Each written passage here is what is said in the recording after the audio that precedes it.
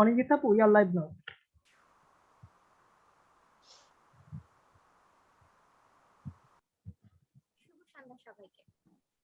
Ten hub অর্গানাইজেশনের third initiative way to success কর্তৃক আয়োজিত সাকসেস স্টোরি এপিসোড 3 তে আপনাদের সবাইকে স্বাগত। সাথে আছি আমি Anindita Bose, intern of operations department, ten hub organisation. Ten hub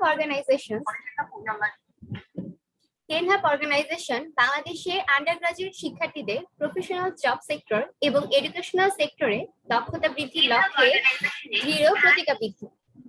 way to success ten hub অর্গানাইজেশনের এমনই একটি গৃহীত পদক্ষেপ যেখানে বাংলাদেশের তরুণ প্রজন্মকে অনুপ্রাণিত করতে এবং তাদেরকে সফলের লক্ষ্যে পৌঁছে দিতে আমরা এই প্রোগ্রামটির মাধ্যমে বিভিন্ন অনুপ্রেরণামূলক গল্প, সফলতার গল্পগুলো আয়োজন করে থাকি এবং এই গল্পগুলোর মাধ্যমে বিভিন্ন সফলতা অর্জনের পেছনের পটভূমি, ত্যাগ, পরিশ্রম এবং চ্যালেঞ্জগুলো সবার সামনে তুলে ধরার চেষ্টা করি এবং সবশেষে কাঙ্ক্ষিত বিজয়ের গল্পের মাধ্যমে তরুণ প্রজন্মকে অনুপ্রাণিত করায় ওয়ে টু সাকসেস প্রোগ্রামটির মূল লক্ষ্য। তো এখন আর কথা না বাড়াই, চলে যাই মূল প্রোগ্রামটির দিকে। বিগত 2টি সাকসেসফুল স্টোরি সেশনের ধারাবাহিকতায় আমাদের আজকের সাকসেস স্টোরি এপিসোড 3 তে গেস্ট হিসেবে আমাদের মধ্যে উপস্থিত রয়েছেন শাহজালাল বিজ্ঞান ও প্রযুক্তি বিশ্ববিদ্যালয়ের সাবেক শিক্ষার্থী, accepted fellow of teach for Bangladesh, Mohammad Enamul Haque. আজকে আমরা তার সফলতার গল্পটি শুনবো। এনামুল হক ভাইয়াকে আমাদের টেন হাব অর্গানাইজেশনের পক্ষ থেকে জানাচ্ছি স্বাগতম। তো ভাইয়া, কেমন আছেন আপনি? থ্যাংক ইউ অনিন্দিতা আপু, আমি অনেক ভালো আছি। আপনি কেমন আছেন? তো ভাইয়া ভালো। তো ভাইয়া, আমাদের দর্শকদের উদ্দেশ্যে আপনার পরিচয়টা যদি একটু ছোট্ট করে তুলে ধরতেন। আচ্ছা, আপনি আমার অলরেডি পরিচয় দিয়ে ফেলছেন, তারপরে আমি আরেকবার বলি। আমি হচ্ছে Shahjalal university of science and technology সিলেটে মেকানিক্যাল ইঞ্জিনিয়ারিং এর স্টুডেন্ট ছিলাম। গত মাসে আমি আমার লাস্ট পরীক্ষাটা দিয়ে ফেলছি সেখানে, এবং তারপর একটা কোম্পানি টিচ ফর বাংলাদেশ, সেটাতে আমি জয়েন করছি। আপাতত সেখানে অ্যাকসেপ্টেড ফেলো হিসেবে আছি।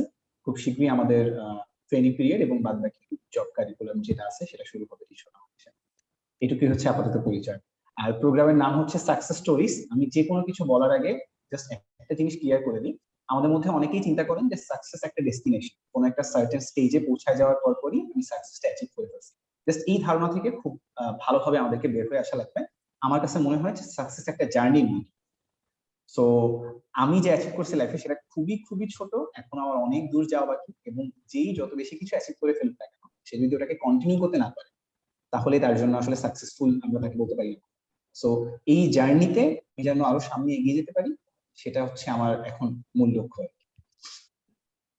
ধন্যবাদ ভাইয়া।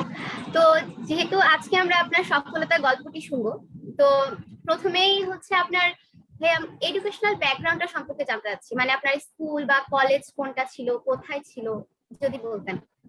আচ্ছা, আমার স্কুল ছিল হচ্ছে আমার জন্মস্থান যেখানে যশোর জেলার অভয়নগর উপজেলার নপাড়া একটা পৌরসভা আছে, সেখানে ছিল হচ্ছে আমার স্কুল। আর কলেজের ব্যাপারটা হচ্ছে আমি কলেজে আমার পৌরসভা থেকে আমার জেলা শহরে মুভ করছিলাম, বিএএফ শাহিন কলেজ যশোর, যেটা এয়ারফোর্সের কলেজ, সেখানে আমার কলেজ লাইফ ছিল। এরপরে হচ্ছে আমি সাস্টেড হচ্ছে। তো অনেকের মনে একটা ধারণা থাকে যে হচ্ছে খুব ভালো ভালো স্কুল বা যে কলেজগুলো আছে, অর্থাৎ একদম নাম করা যেগুলোকে আমরা দেখি ঢাকা শহরে বড় বড় স্কুল কলেজ, এগুলো না হলে কোনো ইউনিভার্সিটি খুব ভালো জায়গাতে যাওয়া যায় না, বা কোনো একটা পাবলিক ইউনিভার্সিটিতে চান্স পাওয়া যায় না। সো ওই জায়গাগুলো থেকে আমাদের একটু বের হয়ে আসতে হবে ফার্স্ট অফ অল। এখন অনেকেই থাকি যারা আমরা স্কুল বা কলেজে একটু যে গ্রামের দিকে এবং শহরের স্কুল বা কলেজে থাকি, তারা একটু ইনসিকিউরিটিতে ভুগি, মনে করি যে আমি হয়তো খুব ভালো জায়গাতে যেতে পারবো না, বা গেলেও ওই যে ওই নটরডেমের হলিক্রসে ভালো ভালো কলেজগুলোর স্টুডেন্ট গুলো আছে, তাদের সাথে আমি হয়তো ইউনিভার্সিটি লাইফে যে খুব ভালোভাবে খাপ খাওয়া উঠতে পারবো। এই ধারণাগুলো থেকে বের হয়ে আসলে কিছু বলি আমি আমার পার্সোনাল লাইফের এক্সপেরিয়েন্স থেকে যেটা দেখছি। ধন্যবাদ ভাইয়া। তো ভাইয়া, আপনার কথায় যে মানে বুঝতে পারলাম যে আপনার হচ্ছে যেটা হোম টাউন, মানে সেখানে হচ্ছে আপনার স্কুল লাইফটা। তো ভাইয়া, মানে হোম টাউন ব্যাপারটা নিয়ে আপনি কি বলতে চাচ্ছেন, যে এখানে বেড়ে উঠে আপনার মানে আপনি একটা নতুন স্কোপ পেয়েছেন, বা এই জায়গাটা আপনার জন্য ভালো হয়েছে, বা ঢাকা শহরে হলো জিনিসটা আরেকটু ভালো হতো, নাকি না যেটাতে ছিলেন সেটাই পারফেক্ট ছিল, এরকম ভাবে বেড়ে ওঠাটা, শৈশবটা? পারফেক্ট বলতে তো আসলে ওরকম কিছু নেই, বাট যেটা হয় যে ধরেন এই ধরনের কোনো একটা মফস্বলের স্কুলে বা কলেজে আমরা এডুকেশনের ক্ষেত্রে অপরচুনিটিস গুলো একটু কম পাই। যেমন আমি যে স্কুলটাতে ছিলাম সেই স্কুলে আমরা কখনো কোনো ল্যাব করতে পারিনি, বাট আমি এখন যে স্কুলগুলো দেখি, যেমন সিলেটে বেড়ে উঠছি 4 বছর, আমার ইউনিভার্সিটি লাইফ ছিল, সেখানকার যে স্কুলগুলো দেখি আমি সিলেটে, তাদের ল্যাব ফ্যাসিলিটিস অনেক বেশি ভালো। দেখা যাচ্ছে যে তারা প্রত্যেক সপ্তাহে সায়েন্সের সাবজেক্ট গুলোর কথা যদি আমি বলি, ফিজিক্স, কেমিস্ট্রি, ম্যাথ, সেগুলোতে ভালো ভালো ল্যাব করতে পারতেছে। হাতে কলমে নিয়ে তারা এক্সপেরিমেন্ট গুলো দিতে পারতেছে, ইকুইপমেন্ট গুলো তাদের সামনে থাকে। বাট ওই অপরচুনিটি গুলো আমরা কিন্তু ওই সময় পাই না।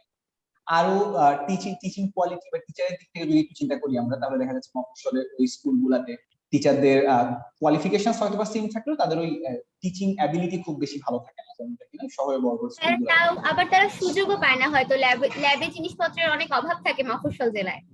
এক্স্যাক্টলি। সো ওই জায়গা থেকে দেখলে হয়তো স্কুল লাইফে আমরা একটু পিছিয়ে থাকি, যারা আমরা এরকম মফস্বল কোনো একটা স্কুল থেকে বেড়ে উঠছি। But at the same time আমাদের কম্পিটিশন অনেক কম থাকে, সো মাথায় প্রেশার কম থাকে। এই বড় স্কুলগুলোর মতো এখন আমি যেমন বাচ্চা কাচ্চাদেরকে দেখি ক্লাস 8-9 পরে কিন্তু বাসায় অনেক টিচার রাখা লাগে, পড়াশোনার হেভি প্রেশার থাকে। এই জিনিসগুলো আমাদের ছিল না, আমরা অনেক দারুণ একটা শৈশব কাটাইছি, অনেক চিল করছি, লাফালাফি করছি বন্ধু বান্ধব মিলে একসাথে। এই জিনিসগুলো হয়তো বা আমি যদি ওই বড় কোনো একটা স্কুলে থাকতাম তাহলে মিস করতাম। এরকমটাই আসলে, এক একটা জেলায় হয়তো এক এক রকম সুবিধা পেয়ে থাকে সবাই। কেউ হ্যাঁ, হয়তো বা পড়াশোনার ক্ষেত্রে, কেউ হয়তো বা শৈশবটাকে সুন্দর করা, আরো অনেক কিছু পেয়ে থাকে। তো ভাইয়া, আমরা আপনার শৈশব বা স্কুল কলেজ নিয়ে জানতে পারলাম। তো আমরা তো আপনার গল্পে কিছুটা হলেও জানতে পেরেছি যে বিশ্ববিদ্যালয়ে যে অ্যাডমিশন টেস্টে আপনার কাঙ্ক্ষিত ফলাফলটা আপনি যখন পাননি, তখন আপনি মানসিকভাবে কিছুটা বিপর্যস্ত হয়ে পড়েছিলেন। তো ভাইয়া, আপনার ড্রিমটা কি ছিল, মানে কোথায় পড়াশোনা করার স্বপ্ন দেখতেন আপনি? এখানে আমি যেটা ভুল করছিলাম, যেহেতু আমি স্কুল বা কলেজে খুব ভালো রকমের কোনো মেন্টর পাইনি করে, সো তখন থেকে আমি কোনো একটা সার্টেন ইউনিভার্সিটি নিয়ে ফ্যাসিনেট করতাম। আমার কাছে মনে হতো যে আমি ওই ইউনিভার্সিটিতে যাইতে পারলে আমার লাইফে আর কোনো রকম কোনো বাধা বিপত্তি থাকবে না, বা এইটা আমার আলটিমেট গোল, এরপরে আমার কোনো গোল ছিল। ঠিক আছে, তো আমি সেই ইউনিভার্সিটির নাম বলতেছি না, বাট আমার ইচ্ছা ছিল একটা ইঞ্জিনিয়ারিং ইউনিভার্সিটিতে অ্যাডমিটেড হয়, এবং সেটা একটা সার্টেন ইঞ্জিনিয়ারিং ইউনিভার্সিটি। এর বাইরে আমার আর কোনো রকম কোনো ড্রিমস আমি চিন্তা করতাম না। মানে এইটা যদি না হয় তাহলে কোনো প্ল্যান বি কি হতে পারে সেই জিনিসটা আমার মাথায় ছিল। সো এটা বিশাল বড় একটা ভুল যেটা আমি করছিলাম, এবং এরপর থেকে আমি সবাইকেই বলি, আমার যারা স্টুডেন্ট আছে, আমার যারা স্টুডেন্ট আছে, অবশ্যই একটা প্ল্যান বি যেন থাকে, এবং কোনো সার্টেন ইউনিভার্সিটি নিয়ে কোনো ফ্যাসিনেশন যেন না রাখা। মানে তখন যেটা হইতো যে ধরেন ফেসবুকে ওই ইউনিভার্সিটি গুলো সিনিয়রদের পোস্ট দেখতাম, মনে হইতো যে আরে আল্লাহ, তারা কি সুন্দর চিল লাইফ কাটাচ্ছে, মনে হয় ইউনিভার্সিটি লাইফে মেইন জিনিস এগুলো হওয়া উচিত। তারা যেটা করতো, তারা ওই যে ওই হোয়াইট লাইন গুলো দেখাইতো, ব্ল্যাক লাইন গুলো দেখাইতো না, তাদের লাইফে কি ডিফিকাল্টিস চলছে এই জিনিসগুলো তারা প্রকাশ করতো না। সো মনে হইতো যে আমার এই ব্যাপারগুলো হচ্ছে ইউনিভার্সিটি। সো এটা নিয়ে ফ্যাসিনেট করতাম, এবং হুট করে সাডেনলি যখন আমি ইউনিভার্সিটিতে অ্যাডমিটেড হতে পারলাম না, তখন একটা ধাক্কা আসলো। তখন আমার মনে হতে থাকলো হোয়াটস না, আমি তো এর বাইরে কোনো কিছু প্ল্যানই করি না, আমি সবসময় চাইছি ইউনিভার্সিটিতে অ্যাডমিটেড হবো। এখন যখন আমি দেখতেছি যে না, আমি আসলে ইউনিভার্সিটিতে ভর্তি হতে পারতেছি না, তাহলে এখন আমার কোন দিকে যাওয়া লাগবে, সেটা যাওয়ার কোনো রাস্তা নেই। সো এই ভুলটা যেন কেউ না করে, এটা আমার রিকোয়েস্ট থাকবে। এখন এখন করেও না, এখন সবকিছু এত বেশি অ্যাভেলেবল, রিসোর্সেস গুলো হাতের কাছে থাকার কারণে আমি দেখি যে সবাই কোনো একটা সার্টেন সাবজেক্ট নিয়ে প্যাশনেট হয়। বাট আমাদের সময় এই প্রচলনটা অনেক বেশি ছিল, আমরা একটা ইউনিভার্সিটি নিয়ে ফ্যাসিনেশন থাকতাম। সো যখন আমি দেখলাম যে ইউনিভার্সিটিতে আমি চান্স পাইলাম না, তখন ইউজুয়ালি সেম জিনিসটা যে আমার কাছে কোনো প্ল্যান বি ছিল না, সেই মুহূর্তে আমি অনেক বেশি ভেঙে পড়ছিলাম যে এত দিন ধরে একটা জিনিস আমি আমার ভেতরে লালন করছি, আমি ইউনিভার্সিটি অ্যাডমিটেড হবো, এবং সেখানে চান্স পাওয়ার পরে আমি কি করব সেই জিনিসগুলো প্ল্যান করা শুরু করছি। যখন হুট করে আমি দেখলাম যে না, আমি আসলে ইউনিভার্সিটি চান্স পাচ্ছি না, তারপরে একটা সাডেন ধাক্কা। সো এই ধাক্কাটা থেকে কাটা ওঠা একটু চ্যালেঞ্জিং ছিল। আমি যখন সাস্টে গেলাম, সাস্টে ভর্তি হওয়ার কোনো ইচ্ছা বা আগ্রহ আমার আগে থেকে ছিল, মানে আমার মাথায় এটা আমার টার্গেটেড ইউনিভার্সিটি ছিল।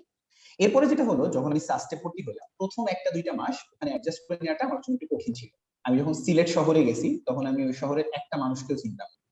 ভর্তি পরীক্ষার দিন আমি যে কোথাও যে থাকবো সেই অপরচুনিটিটা আমাদের কাছে ছিল না। আমরা 4 জন ফ্রেন্ড মিলে গেছিলাম, কোথায় থাকবো আমরা এই জিনিসটাও জানি। অর্থাৎ মানে পুরো একটা অচেনা অজানা শহর।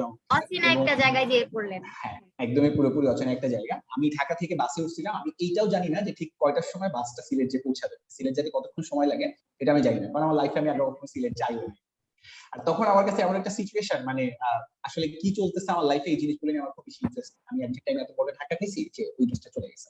এর মূল কারণটা ছিল আমি আসলে হুট করে ঢাকায় মুভ করছিলাম অ্যাডমিশন কোচিং এর সময়, এবং ঢাকায় আমি যে জায়গাটাতে ছিলাম, যে মেসটাতে ছিলাম, সেটা খুবই বাজে একটা সিচুয়েশনে ছিল। তো আমি আমার প্রিপারেশন গুলো ঠিকভাবে নিতে পারি নাই, যার কারণে দেখা যাচ্ছে যে আমি আমার কাঙ্ক্ষিত জায়গায় যেতে পারি নাই। তো এই জিনিসটা হুট করে ওই যে লোকেশন চেঞ্জ হওয়াটা, এটা একটা ঝামেলাপূর্ণ অবস্থা ছিল। ডিসিশনটা ঠিকভাবে নিতে পারি সেই সময়, খুব ওয়াইজ একটা ডিসিশন হয় না এই লোকেশন চেঞ্জ করার ডিসিশনটা।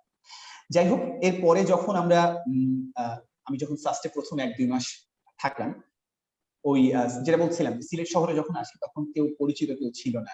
বাট যেটা হয়েছে 4 বছর পরে যখন আমি এখান থেকে বের হয়ে আসছি তখন দেখছি যে আমার প্রচুর পরিচিত মানুষজন আছে, এমন অনেক মানুষজন আছে যাদের সাথে আমি আমার কথাগুলো শেয়ার করতে পারছি। তো ইউনিভার্সিটি লাইফটা এই জায়গা থেকে আমার কাছে অনেক বেশি গুরুত্বপূর্ণ ছিল। তো ফার্স্টে যখন প্রথম 1-2 মাস ছিলাম তখন অ্যাডজাস্টিংটা আমার জন্য অনেক ডিফিকাল্ট ছিল। একে আমি সিলেটে কাউকে চিনি না, ক্যাম্পাসেও কাউকে চিনি না, ক্যাম্পাসে আমার কোনো সিনিয়র তখন আগে থেকে চেনা এরকম ছিল না। এরপর আবার সিলেটি ভাষাও আমি ঠিক মতো করে বুঝতেছি না, that's so difficult to understand. সবকিছু ভাষাও তো মিলাই দেখা নতুন যাচ্ছে হয়ে গেল আপনার কাছে। হ্যাঁ, অনেক বেশি নতুন হয়ে গেছে। তো সবকিছু মিলাই দেখা যাচ্ছে ওইখানকার লাইফটা একটু ডিফিকাল্ট, যেমনটা আমি চেয়ে আসতেছিলাম, আমি যেমনটা ভাবতেছিলাম যে হয়তো ইউনিভার্সিটি আমার জন্য অনেক বেশি ইজিয়ার হবে আমার আগের লাইফ গুলোর তুলনায়, কিন্তু আমি দেখলাম যে জিনিসটা আরো বেশি ডিফিকাল্ট হয়ে যাচ্ছে। এরপরে আমি আসলে চিন্তা করা শুরু করলাম যে আমি যে ইউনিভার্সিটিটা নিয়ে ফ্যাসিনেট করতাম বা আমি যে জায়গাটায় যাইতে চাচ্ছি সেই জায়গাটায় গেলে আমি কি কি করতাম যেটা আমি এখান থেকে আসলে করতে পারছি।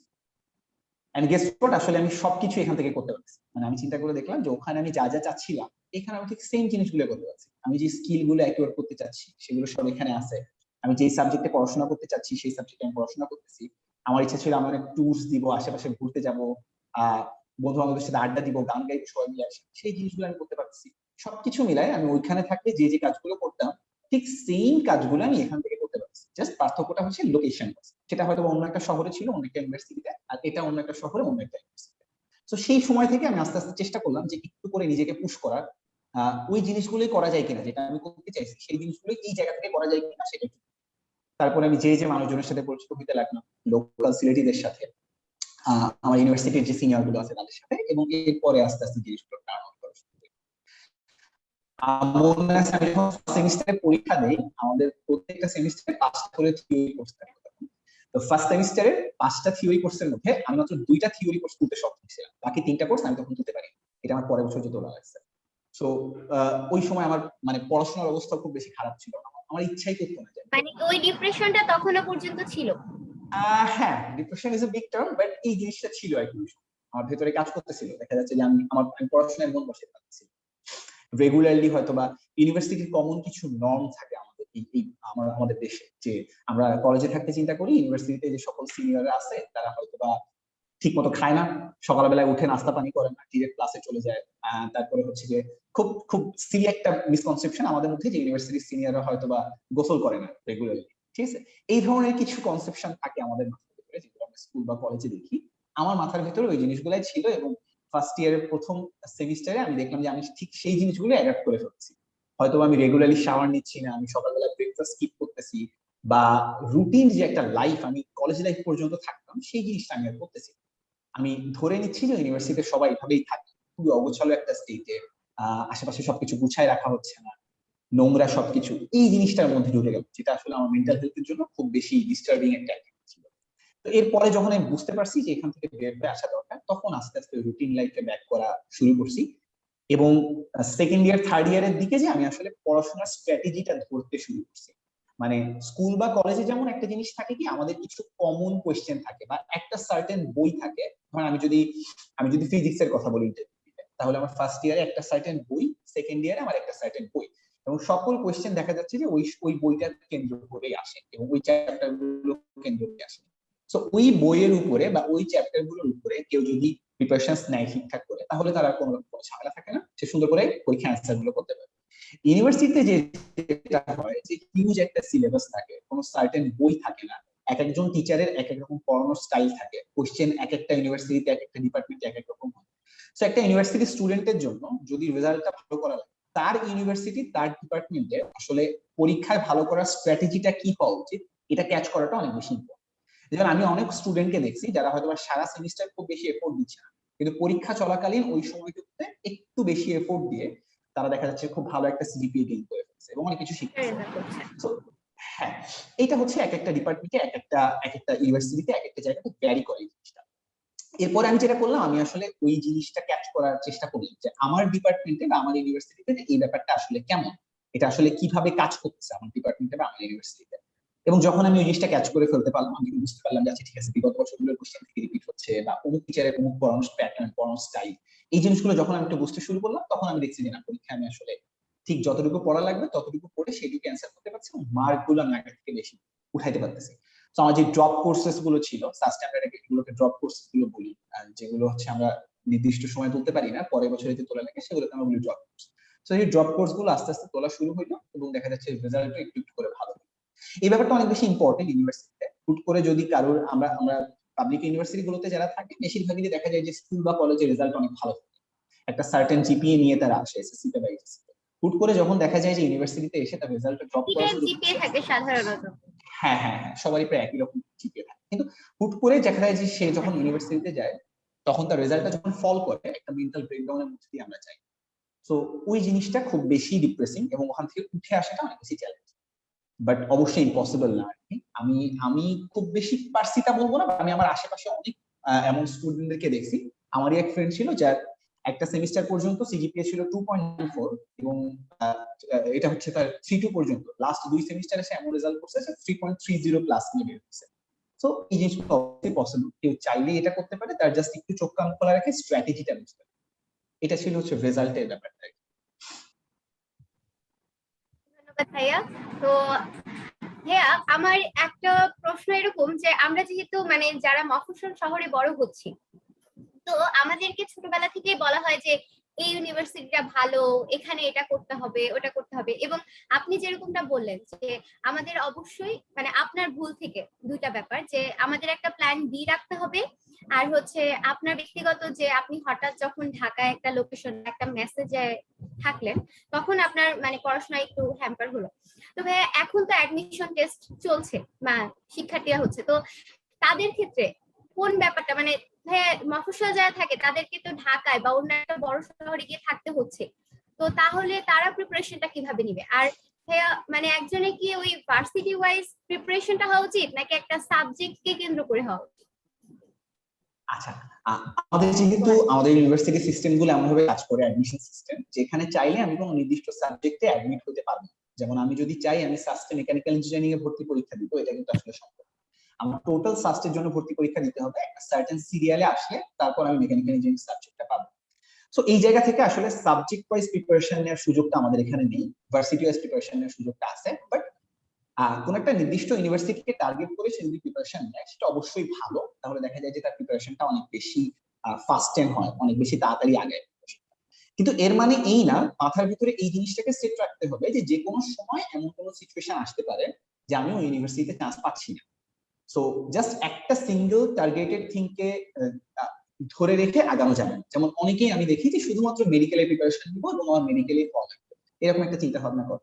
এর ফলে যেটা হয়, যদি তার চান্স হয়ে যায় খুবই ভালো, কিন্তু যদি তার বাই এনি চান্স ওই মেডিকেলে সে অ্যাডমিশন টেস্টটা খারাপ করে বসে 1 ঘন্টার জাস্ট একটা পরীক্ষাতে, তখন দেখা যায় যে প্ল্যান বি হিসেবে তার কাছে কিছু নেই, এরপরে সে কি করবে সেটা আসলে জানা না। তো এই জিনিসটা যাতে অ্যাডমিশনের কোনো স্টুডেন্টের না হয়, আমি হয়তো বা অনেক ভালো একজন স্টুডেন্ট হইতে পারি, বাট ওই 3 ঘন্টার পরীক্ষা বা 1 ঘন্টার পরীক্ষা, এই সময়টাতে আমার সাথে কি হবে এটা আসলে আগে থেকে কেউই তৈরি করতে পারে।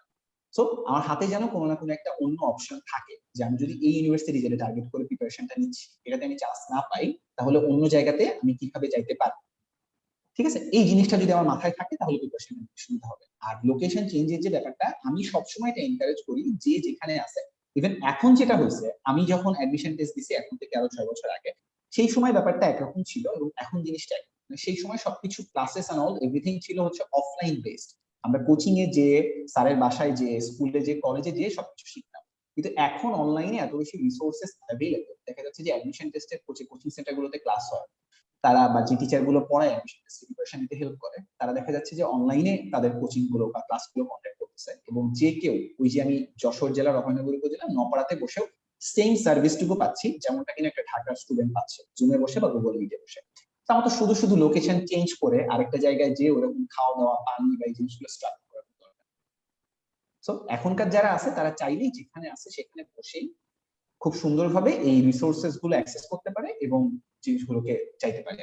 এর এখানে একটা সমস্যা যেটা হয় যে হাতে যখন অনেক বেশি রিসোর্সেস অ্যাভেলেবেল থাকে তখন আমাদের আমরা আসলে কনফিউজ হয়ে যাই কোনটা ছেড়ে কোনটা নেই। এখন যেটা হয় যে এত বেশি অনলাইন রিসোর্সেস, এত বেশি অনলাইন কোর্সেস, এই যে আমরা ওয়েবিনার করতেছি, এত বেশি ওয়েবিনারস এন্ড সেমিনারস অনলাইনে, দেখা যায় যে কে কোনটা ছেড়ে কোনটা দেখতে, এই জিনিসটা একটু ডিফিকাল্ট হয়ে যায়। সো এইখানে একটা স্টুডেন্টের অবশ্যই ওয়াইজ হতে হবে, তার একটু যাচাই বাছাই করে মান দেখে তারপরে হচ্ছে যাই। আর সে যে ইউনিভার্সিটিতেই যাক, যে সাবজেক্টেই যাক, অ্যাডাপশনটা সে কিভাবে এই জিনিসটাকে মেনে নিচ্ছে এবং মেনে নিয়ে তারপরে আগাচ্ছে, এটা অনেক বেশি ইম্পর্টেন্ট। যেমন আমি যদি আমার আমার ডিপার্টমেন্টে আমি এরকম একজন সিনিয়রকে দেখছি, তার ইচ্ছা ছিল সে হচ্ছে কোন একটা মেডিকেল কলেজে অ্যাডমিশন, কিন্তু সে মেডিকেল কলেজে পায় নাই। তারপর সে বিজ্ঞান প্রযুক্তির পরীক্ষা দিল, সাস্টে তার খুব ভালো একটা সিরিয়ালে আসলো, সে মেকানিক্যাল ইঞ্জিনিয়ারিং দিল এবং সে এখন ইউএসএ তে পিএইচডি করতেছে। তার সিজিপিএ ছিল 3.14 বা এরকম ইউএসএ তে পিএইচডি করতেছে। সে হচ্ছে জাস্ট গত বছরে গ্রাজুয়েট হয়ে এই বছরে পিএইচডি করতে চলেছে এবং খুবই ভালো একটা পজিশনে আছে। সো সে কিন্তু তার ড্রিমটা পুরোপুরি সুইচ করে ফেলছে। যেটা হয়েছে, সে যেখানে আছে সেটাকে অ্যাডাপ্ট করে নিচ্ছে। তার এই অ্যাডাপশনের অ্যাবিলিটিটা অনেক ভালো ছিল। সে দেখতেছে যে ঠিক আছে, আমি যখন একটা জায়গাতে চলে আসছি, এখান থেকে আমি কিভাবে ম্যাক্সিমাম এফোর্ট দিয়ে ম্যাক্সিমাম গেইনটা পাই, এখান থেকে সেই তার জিনিসটা পেছনে ফেরার কোনো উপায় নেই। সুযোগ নেই। এক্স্যাক্টলি, তো আমার উপায় নেই, শুধু শুধু আমি I only looking at my past এবং সামনে কি আছে সেই জিনিসটাতে ফোকাস করি। এটা অনেক বেশি ইম্পর্টেন্ট, এই সেলফ মানে নিজেকে নিজে মোটিভেট করে ফেলা। হ্যাঁ, ধন্যবাদ ভাইয়া। আপনি মানে আমরা আপনার গল্পে জানতে পেরেছি যে অ্যালামনাই সাপোর্টের কথা। তো একদম একটা নতুন ডিপার্টমেন্টে আপনারা ভর্তি হলেন, ওরকম ভাবে অ্যালামনাই সাপোর্ট পাননি। তো আপনার কাছে কি মনে হয় যে অ্যালামনাই অ্যাসোসিয়েশনের একটা বড় ভূমিকা কি আমাদের মানে বিশ্ববিদ্যালয়ের ক্ষেত্রে রয়েছে, এবং সেই ভূমিকাটা কি? আচ্ছা, হ্যাঁ অবশ্যই আছে আপু। আমি যেহেতু হচ্ছে নিজে খুব বেশি অ্যালামনাই অ্যাসোসিয়েশনের সাপোর্ট পাইনি, আমি এইটা বলতে পারবো না যে অ্যালামনাই অ্যাসোসিয়েশন কি কি অফার করে, কোন কোন জিনিসগুলো মিস করছি সেটা আমি বলতে পারবো। যেটা হয় আর কি, কোন একটা ডিপার্টমেন্টে যদি তাদের অ্যালামনাই সাপোর্ট থাকে, ধরেন অনেকগুলো ডিপার্টমেন্ট অনেক ইউনিভার্সিটিতে 15-20 বছরের পুরানো, তো সেক্ষেত্রে যেটা হয় যে তাদের যে অ্যালামনাই স্টুডেন্ট গুলো আছে তারা বেশ ভালো ভালো জায়গাতে হায়ার স্টাডিতে ইনভলভ আছে, বেশ ভালো ভালো ইউনিভার্সিটিতে, বা দেখা যাচ্ছে ভালো ভালো কোম্পানিগুলোতে তারা অলরেডি চাকরিরত আছে। তো তারা আসলে জব ফিল্ডটা সম্পর্কে বা ওই যে হায়ার স্টাডি যে ফিল্ডটা আছে সেটা সম্পর্কে বেশ ভালো আইডিয়া রাখে, এবং তাদের সেই আইডিয়া গুলো তারা জুনিয়রদের সাথে শেয়ার করতে পারে যে এখন ইন্ডাস্ট্রি গুলোতে কি চলতেছে, এখন যারা ইন্ডাস্ট্রিতে রিক্রুটমেন্টে আছে তারা আসলে কি চাচ্ছে। কারণ আমার যে সাবজেক্টটা ছিল মেকানিক্যাল ইঞ্জিনিয়ারিং, তুমি যদি মেকানিক্যাল ইঞ্জিনিয়ারিং এ কোনো কোর জবে ঢুকতে চাও, তাহলে আসলে রিক্রুটাররা তোমার মাঝে কি দেখতে চায়, সেটা কি সিজিপিএ, সেটা কোনো স্কিল, যদি সেটা কোনো স্কিল হয় তাহলে সেটা কোন ইন্ডিভিজুয়াল স্কিলটা বা কোন সাবজেক্ট থেকে ইন্টারভিউতে বেশি প্রশ্ন আসতেছে। এই জিনিসগুলা যেহেতু অ্যালামনাইরা ফেস করছে তাদের জব ইন্টারভিউতে এবং তারা মার্কেটে আসছে, তারা জানে, তো দেখা যাচ্ছে তারা এই জিনিসগুলো ইনসাইট খুব ভালোভাবে স্টুডেন্টের সামনে প্রেজেন্ট করতে পারে, কারেন্ট স্টুডেন্টের সামনে। সো যেটা হয় যে ফার্স্ট ইয়ার সেকেন্ড ইয়ার থেকে স্টুডেন্টরা ওই ইনসাইটটা নিয়ে নিয়ে সামনে আগায় এবং তাদের কাছে একটা গোল ফোকাস করা থাকে, তাদের কাছে লক্ষ্যটা সেট করা থাকে যে হ্যাঁ আমার এইখানে যাইতে হবে, অমুক ভাই বা অমুক আপু যে কোম্পানিগুলোতে আছে এরকম কোন একটা জায়গাতে আমার যাওয়া লাগবে, আমি সেভাবে করে প্রিপারেশন। তারা যেটা হয় যে তারা ওই ভয়ে বা ওই আপুর কাছে জানতে পারে, যেমন আমরা ঠিক কলেজে থাকতে যে কাজটা করতাম যে আমার ইচ্ছা আমি সাস্টে করবো, সাস্টে কোনো ভাই আছে তার সাথে আমি কন্ট্যাক্ট করতে, আমি তো আপনার ইউনিভার্সিটিতে পড়তে তারা একটা চাইতেছি, ইন্সপিরেশন হিসেবে কাজ করে। এক্স্যাক্টলি ইন্সপিরেশন হিসেবে কাজ করে এবং তারা খুব সুন্দর একটা গাইডলাইন দিতে পারে। আমার আমার ইউনিভার্সিটিতে আসতে গেলে এরকম একটা গাইডলাইন তুমি ফলো করলে হয়তো বা তুমি আসতে পারবে, আমি তো দেখছি আমি নিজে এটা আমার জন্য কাজে দিচ্ছি, বা এই কোম্পানিতে আমার কোম্পানিতে আসতে গেলে তুমি এই প্রসিডিউর ফলো করলে তুমি হয়তো সামনে তুমি বেনিফিটেড হবে, তুমি এইভাবে করে প্রিপারেশন নিতে থাকবে। সো এই জিনিসটুকু অনেক কাজে দেয়, বাট আমাদের ডিপার্টমেন্টে আমাদের এই অপরচুনিটিটা ছিল না। এর ফলে যেটা হয়েছে যে আমাদের দেখা যাচ্ছে যে স্ক্যাটার্ড ওয়েতে আমরা আগাচ্ছি ফার্স্ট ইয়ার বা সেকেন্ড ইয়ারের দিকে, আমরা জানতাম না যে আসলে ঠিক কোন জায়গাতে আমাদের স্কোপ গুলো আছে বা অপরচুনিটিস গুলো আছে, ঠিক কোন জায়গাতে হিট করলে আমার জন্য জব পাওয়াটা ইজিয়ার হবে, বা আমার ট্রু পটেনশিয়ালটা আসলে কোন ফিল্ডে সেই জিনিসটুকু আমি জানতাম। তো এটা একটা ঝামেলার মতো ছিল। কিন্তু আমার ডিপার্টমেন্টে অ্যালামনাই নেই তার মানে এই না যে আমার ইউনিভার্সিটি আমার ইউনিভার্সিটিতে এমন অনেক ডিপার্টমেন্ট ছিল যারা কিনা অনেক বেশি পুরনো, আমি তাদের সাথে কন্ট্যাক্ট করা শুরু করলাম। এ বাদেও আমি যদি আমার ইউনিভার্সিটি থেকে বের হয়ে আসি, আমি দেখতে পাচ্ছি যে আমি কোন একটা সার্টেন কোম্পানি যদি টার্গেট করি, সেই কোম্পানিতে কেউ না কেউ আগে থেকে কাজ করতেছে, সে হয়তোবা আমার ইউনিভার্সিটির না, অন্য কোন একটা ইউনিভার্সিটি, আমি ডিরেক্ট তাকে নক দেওয়া শুরু করি। থার্ড ইয়ারে উঠতে উঠতে আমার মোটামুটি ফোকাস ছিলাম যে আমার অমুক জায়গাগুলোতে যাওয়া লাগবে। আমি যেটা করলাম যে আমি অমুক কোম্পানির লিঙ্কডিনে যাইতাম, সেই কোম্পানির লিঙ্কডিনে গেলে ওখানে লিঙ্কডিনে পিপল নামের একটা অপশন থাকে যে ওই কোম্পানিতে কারা কারা জব করতেছে, তো আমি তাদের প্রোফাইল গুলো চেক করতাম, স্টক করতাম, আচ্ছা ঠিক আছে এই কোম্পানিতে যারা যারা কাজ করতেছে তারা সবাই এই এই জায়গাগুলো থেকে উঠে আসতেছে। আমি দেখতাম যে সাস্টের কে কে আছে, সাস্টের বাইরে কে কে আছে, স্পেসিফিক ইঞ্জিনিয়ারিং ব্যাকগ্রাউন্ড থেকে কে কে আছে, নন ইঞ্জিনিয়ারিং থেকে কে কে আছে, এবং তাদের প্রোফাইলে আমি যদি দেখতাম যে তারা কোন স্কিল গুলাতে নিজেকে স্কিল করে তুলছে, ডেভেলপ লিঙ্কডিনে করেছে। যে হ্যাঁ হ্যাঁ স্কিল একটা ব্যাপার থাকে যে অ্যাড করা যায়। এবং আমি দেখলাম যে আচ্ছা ঠিক আছে ম্যাক্সিমামের আসলে এই স্কিলটা আছে, ম্যাক্সিমামের ওই স্কিলটা আছে, তার মানে আমারও আসলে এই স্কিল গুলো অ্যাকোয়ার করা। যেমন আমি থার্ড ইয়ারের শুরু থেকে এইটা বুঝতে পারলাম যে আমি যদি যে কোনো জায়গাতে জব করতে চাই না কেন, power point is a very important thing. আমার পাওয়ার পয়েন্ট শেখাই লাগবে যেভাবেই হোক না কেন। কারণ আমি দেখতাম যে যেখানেই জব করতেছে না কেন, সেটা কোন মাল্টিন্যাশনাল কর্পোরেশন বা কোন এনজিও একটা বা কোনো গভর্নমেন্ট জব, কমন সফটওয়্যার হয়ে যাচ্ছে। হ্যাঁ একটা কমন সফটওয়্যার, মানে that turn out to be ওই সময়। সো আমার মনে হলো আচ্ছা এই জিনিসটাতে আমার একটা বেশ ভালো রকমের স্কিল সেট অর্জন করা লাগবে। আরো যখন সামনে গেলাম দেখলাম যে মানুষ এক্সেল শিখতেছে, এবং যে জবেই হোক না কেন এক্সেলটা তো অনেক বেশি কাজে লাগতেছে। তো তখন থেকে হচ্ছে আমি এক্সেলেও হালকা করে চেষ্টা করলাম যে দেখে কিভাবে এই জায়গাটাতে এক্সেল করা যায় এক্সেল। তো এই জিনিসগুলো একটু চোখ কান খোলা রাখছিলাম, এবং ওই যে লিঙ্কডইনে যে সবাইকে স্টক করতাম, আমি বুঝে যাচ্ছিলাম আস্তে আস্তে যে কোম্পানি আমার কাছ থেকে কি চায়। জিনিসটা ঠিক আমরা যেমন ইন্টারমিডিয়েটে থাকতে বুঝে যাই যে ইউনিভার্সিটি অ্যাডমিশন গুলো কি ডিমান্ড করে, সাস্টের কোশ্চেনে আসলে কোন চ্যাপ্টার গুলো থেকে কোশ্চেন বেশি আসতেছে, বুয়েটের কোশ্চেনে, ঢাকা ইউনিভার্সিটি কোশ্চেন কোন জায়গা থেকে কোশ্চেন বেশি আসতেছে। ঠিক তেমন ভাবেও মার্কেট স্টাডিটা অনেক বেশি ইম্পর্টেন্ট জব সেক্টরের জন্য। যে আমি যেই ফিল্ডে যাইতে চাচ্ছি, সেটা যদি কোর ইঞ্জিনিয়ারিং কোনো জব হয় তাহলে এটা, যদি এরকম আমি যেমন এখন যেমন যেটাতে আসি একটা এনজিও বেসড জব এই টাইপেরটাতে যেতে চাই, তাহলে সেটা কেমন স্কিল রিকোয়ার করতেছে, বা যদি আমি প্রাইভেট সরকারি জবে যাইতে চাই সেটা কেমন স্কিল চাচ্ছে আমার কাছ থেকে। অর্থাৎ এই যে মার্কেট স্টাডিটা, আমি যদি বাংলাদেশে জব করতে চাই, বাংলাদেশের জব মার্কেট এখন কেমন অবস্থাতে আছে এবং কিভাবে তারা আমার কাছ থেকে কি এক্সপেক্ট করতেছে। আমাকে যে একজন রিক্রুটার 30-40 হাজার টাকা স্যালারি দিয়ে তার কোম্পানিতে রাখবে, তার গেইনটা এখানে কি, আমি তাকে কি ইনপুট দিতে পারবো তার কোম্পানিতে, যেটার কারণে সে আমাকে হায়ার করে নিবে। এই জিনিসটা যদি আমি বুঝে যাই, তাহলে যেটা হয় আলটিমেটলি যে চাকরি হয়তো বা দাঁড়ে দাঁড়ে যে খোঁজা লাগে না, সত্যি কথা বলতে রিক্রুটাররা খুঁজে নেয় একজন স্টুডেন্টকে। তারাই খুঁজে নেয় যে আচ্ছা এই ছেলেটা বা এই মেয়েটা আমার কোম্পানির জন্য একটা অ্যাসেট হিসেবে কাজ করবে, তার ভিতরে এই এই সার্টেন স্কিল সেট গুলো আছে যেগুলো আমার কোম্পানির জন্য বেশ ভালো ভালো আউটপুট দিবে। তো তারাই তখন রিচ করে ফেলে যে তুমি আমার কোম্পানিতে একটা সিভি দাও, বা তুমি আমার কর্পোরেশনে একটা সিভি দাও, তারপরে তোমার জন্য একটা ইন্টারভিউ আমরা সেট করবো। ঠিক আছে, ইভেন আমিও এটা চাইবো, আমি যদি সামনে ভালো কোনো জায়গাতে থাকি, আমিও চাইবো যে আমার ইউনিভার্সিটি কোনো একটা জুনিয়র তার অ্যাক্টিভিটি দেখে যদি আমার মনে হয় যে তার ভিতরে ভালো পটেনশিয়াল আছে, আমি চাইবো সে আমার কোম্পানিতে আসুক। আমি তাকে বলবো যে তুমি আমার এখানে একটা সিট দাও। তো জিনিসগুলো এইভাবেই কাজ করে। জাস্ট মার্কেট স্টাডিটা is a very important thing. আমাকে আগে এটা বুঝতে হবে যে আমি কোন ধরনের জব সেক্টরে ঢুকতে চাচ্ছি। বাংলাদেশে অনেক ধরনের জব সেক্টর আছে, সেটা হইতে পারে কোনো একটা গভর্নমেন্ট জব সেক্টর, হইতে পারে সেটা একটা প্রাইভেট জব সেক্টর, প্রাইভেটের মধ্যে সেটা হইতে পারে কোনো একটা মাল্টিন্যাশনাল কোম্পানি, হইতে পারে কোনো একটা এনজিও। আমাকে আগে বুঝতে হবে যে আমি আসলে কোথায় কাজ করতে চাচ্ছি, not only about the salary, আমার জব এনভায়রনমেন্ট, আমার আমার ওই জবটা দিয়ে আমি কতটুকু ইম্প্যাক্ট ফেলতেছি, অথবা আমার আমার ওইখানে ওয়ার্ক লাইফ ব্যালেন্সটা কেমন হবে। যেমন অনেকে অনেক ধরনের কোম্পানিতে ঢুকে পড়ে, যেটা হয়তোবা সে আগে থেকে ভাবতেছিল তার ইচ্ছা ছিল। কেন? কারণ সেই কোম্পানিতে সে এক ভাইকে দেখছে তার স্যালারি খুবই ভালো কথা, কিন্তু ঢোকার পরে যেটা হয় সে দেখে যে তার ওই সকাল 10টা থেকে রাত 10টার মধ্যে কাজ করা যাচ্ছে। 9 to 5 জব বলে তাকে নেওয়া হয়েছিল, সারা রাত কাজ করছে। এই জিনিসটার জন্য সে প্রিপেয়ার ছিল না আগে থেকে।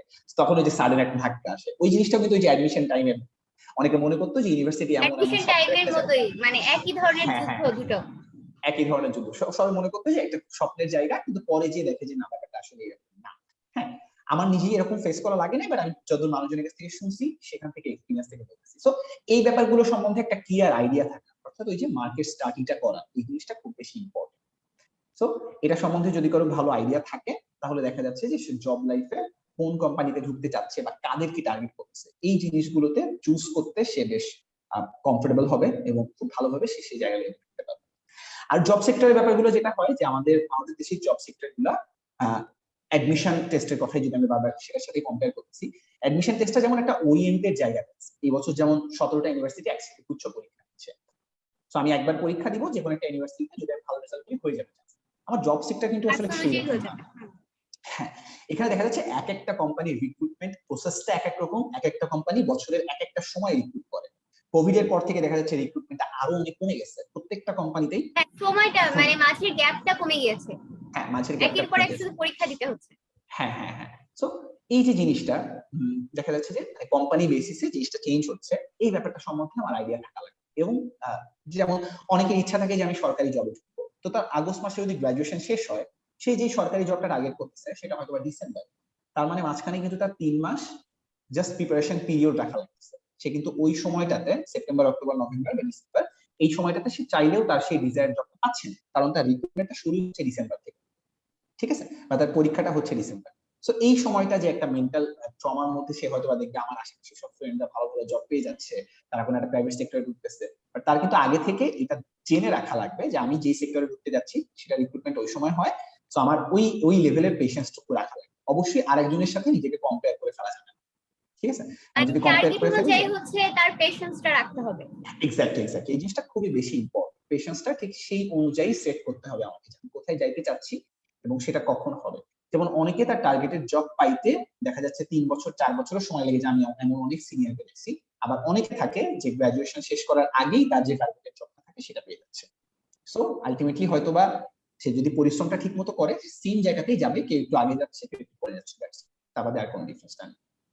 সো আমি যদি এই জবের ব্যাপারটা একটু সাম আপ করতে চাই, মেইনলি যেটা করতে হবে সেটা হচ্ছে থার্ড ইয়ার অথবা এরকম একটা সময়, সেকেন্ড ইয়ার পর্যন্ত আমি চাই মানে ক্যাম্পাস লাইফটা সবাই একটু চিল করে এনজয় করে কাটাক, মাথায় কোনো প্রেশার ছাড়া, এবং ক্যাম্পাস পড়াশোনা। লাইফটা না এনজয় করলেও তো তার জন্য সমস্যা।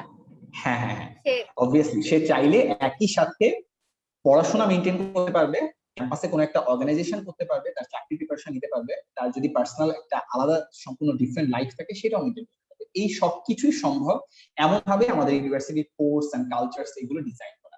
সে কতটা এফেক্টিভ ওয়েতে এই জিনিসগুলো ম্যানেজ করতেছে, তার টাইমটা এবং তার ওয়ার্ক লাইফ ব্যালেন্স করতেছে, এটার উপরে ডিপেন্ড করতেছে যে সে আসলে কতগুলো কাজ করতে পারে। অনেকে আছে যারা শুধুমাত্র পড়াশোনা করতেছে কিন্তু তারপরেও সেখানে সে আসলে ওই ডিজায়ার্ড রেজাল্টটা পাচ্ছে না। আবার অনেকে আছে পড়াশোনার সাথে সাথে সে অর্গানাইজেশনও করতেছে, সে চাকরি প্রিপারেশনও নিচ্ছে, সে হয়তোবা তার কোনো রিলেশনশিপ আছে সেটাও সে সুন্দরভাবে মেনটেন করতেছে, সবকিছু সে পারফেক্টলি হ্যান্ডেল করতে পারতেছে। কিভাবে পারতেছে? সে ওই ম্যানেজমেন্টটা কিন্তু জানতেছে। সো এই ব্যাপারটা একটু ইম্পর্টেন্ট, বুঝতে হবে যে আমি আসলে কতটুকু ম্যানেজ করতে পারবো কতটুকু পারবো না। যদি আমি না পারি আস্তে আস্তে শিখবো, কোনো রাশের কোনো দরকার নেই। আমার আরেকটা ফ্রেন্ড এই সবকিছু একসাথে ম্যানেজ করতেছে, তার মানে আমিও পারবো আমিও নিয়ে নিই, ব্যাপারটা এরকম না। সে হয়তোবা অনেক দিন ধরে এটা ম্যানেজ করতে শিখছে আর কি, যেটাতে যাইতে আমার একটু সময় লাগে। সো যেটা বলতেছিলাম যে থার্ড ইয়ারে যেটা হবে একটু রেজাল্টটার দিকে খেয়াল রাখা লাগবে। একটা মিনিমাম সিজিপিএ সবগুলো জায়গাতেই প্রয়োজন, সেটা হায়ার স্টাডি হোক, দেশের যে কোনো কোম্পানিতে জব হোক না কেন, একটা সার্টেন লেভেল অফ সিজিপিএটা সব জায়গাতে নিতে। খুব একটা ফানি প্রশ্ন, আমরা সবসময় করি যে সিজিপিএ ম্যাটার করে কি করে না। এখানে অ্যান্সারটা হয় এরকম যে আমার টার্গেটটা কি তার উপর বেস করবে যে আমার জন্য সিজিপিএটা ম্যাটার করবে কি করবে। এটা আসলে সবার জন্য অ্যান্সারটা সেম না, এক একটা ডিফারেন্ট ইন্ডিভিজুয়ালের জন্য অ্যান্সারটা এক। যেমন আমার যদি টার্গেট হয় আমি খুব ভালো একটা ইউনিভার্সিটিতে হায়ার স্টাডিজের জন্য যাবো, পিএইচডির জন্য যাবো, তখন অবশ্যই আমার একটা ভালো সিজিপিএ লাগবে, আমার ভালো রিসার্চ লাগবে, ভালো পাবলিকেশনস লাগবে। কিন্তু আমার যদি টার্গেট হয় আমি দেশে একটা প্রাইভেট সেক্টরে যাবো, তখন হয়তো আমার একটা সার্টেন সিজিপিএ রেখে ওই প্রাইভেট কোম্পানিটা কোন স্কিলটা আমার ভিতরে দেখতে চাচ্ছে সেই স্কিলে আমি নিজেকে স্কিল করে দেবো। সো কে আসলে কিভাবে প্রিপারেশনটা নিবে, তার জন্য সিজিপিএটা ম্যাটার করবে কি করবে না, এটা কিন্তু individual to individual vary. Alright, so third year থেকে সে এই মার্কেট স্টাডিটা করার পরে নিজের যদি একটা অ্যাম্বিশন সেট করে ফেলে যে আমি এই সার্টেন সেক্টরটাতে ঢুকতে চাই আমার গ্রাজুয়েশন শেষ করার পরে, তখন সে ওই সেক্টরে যে মানুষজন আছে তাদের সাথে কমিউনিকেট করা শুরু করতে পারে, তাদেরকে জিজ্ঞেস করতে পারে যে এখানে যেতে গেলে আমার আসলে এখন থেকে কিভাবে প্রিপারেশন নেওয়া লাগতে পারে, আমি আসলে কোন জিনিসগুলোকে আরো বেশি ফ্লারিশ করতে পারি, কোন জিনিসগুলোকে আমি এলিমিনেট করে ফেলতে পারি আমার নিজের স্কিল সেট থেকে, এবং যেই জায়গাগুলোতে তার বেশি গুরুত্ব দেওয়া লাগবে সে সেই জায়গাগুলোতে বেশি গুরুত্ব দেওয়া শিখতে পারে। হইতে পারে সেটা কোনো নির্দিষ্ট সফটওয়্যারে কাজ শেখা, হইতে পারে তার কোনো পার্সোনাল অ্যাটায়ারে চেঞ্জ আনা, নিজেকে আরো বেশি প্রেজেন্টেবল করে তোলা, তার কথাবার্তা, তার প্রেজেন্টেশন স্কিল বা মানুষের সাথে তার কমিউনিকেশন আরেকটু ইমপ্রুভ করা, এই জিনিসগুলো তার একটু ঠিক করতে হবে এবং আস্তে আস্তে করে সেভাবে আগাই। আমাদের একটা সমস্যা যেটা হয়, আমরা অনেকেই ফোর্থ ইয়ার শেষ করার পরে এরপরে এসে চাকরি প্রিপারেশনটা নেওয়া শুরু করি।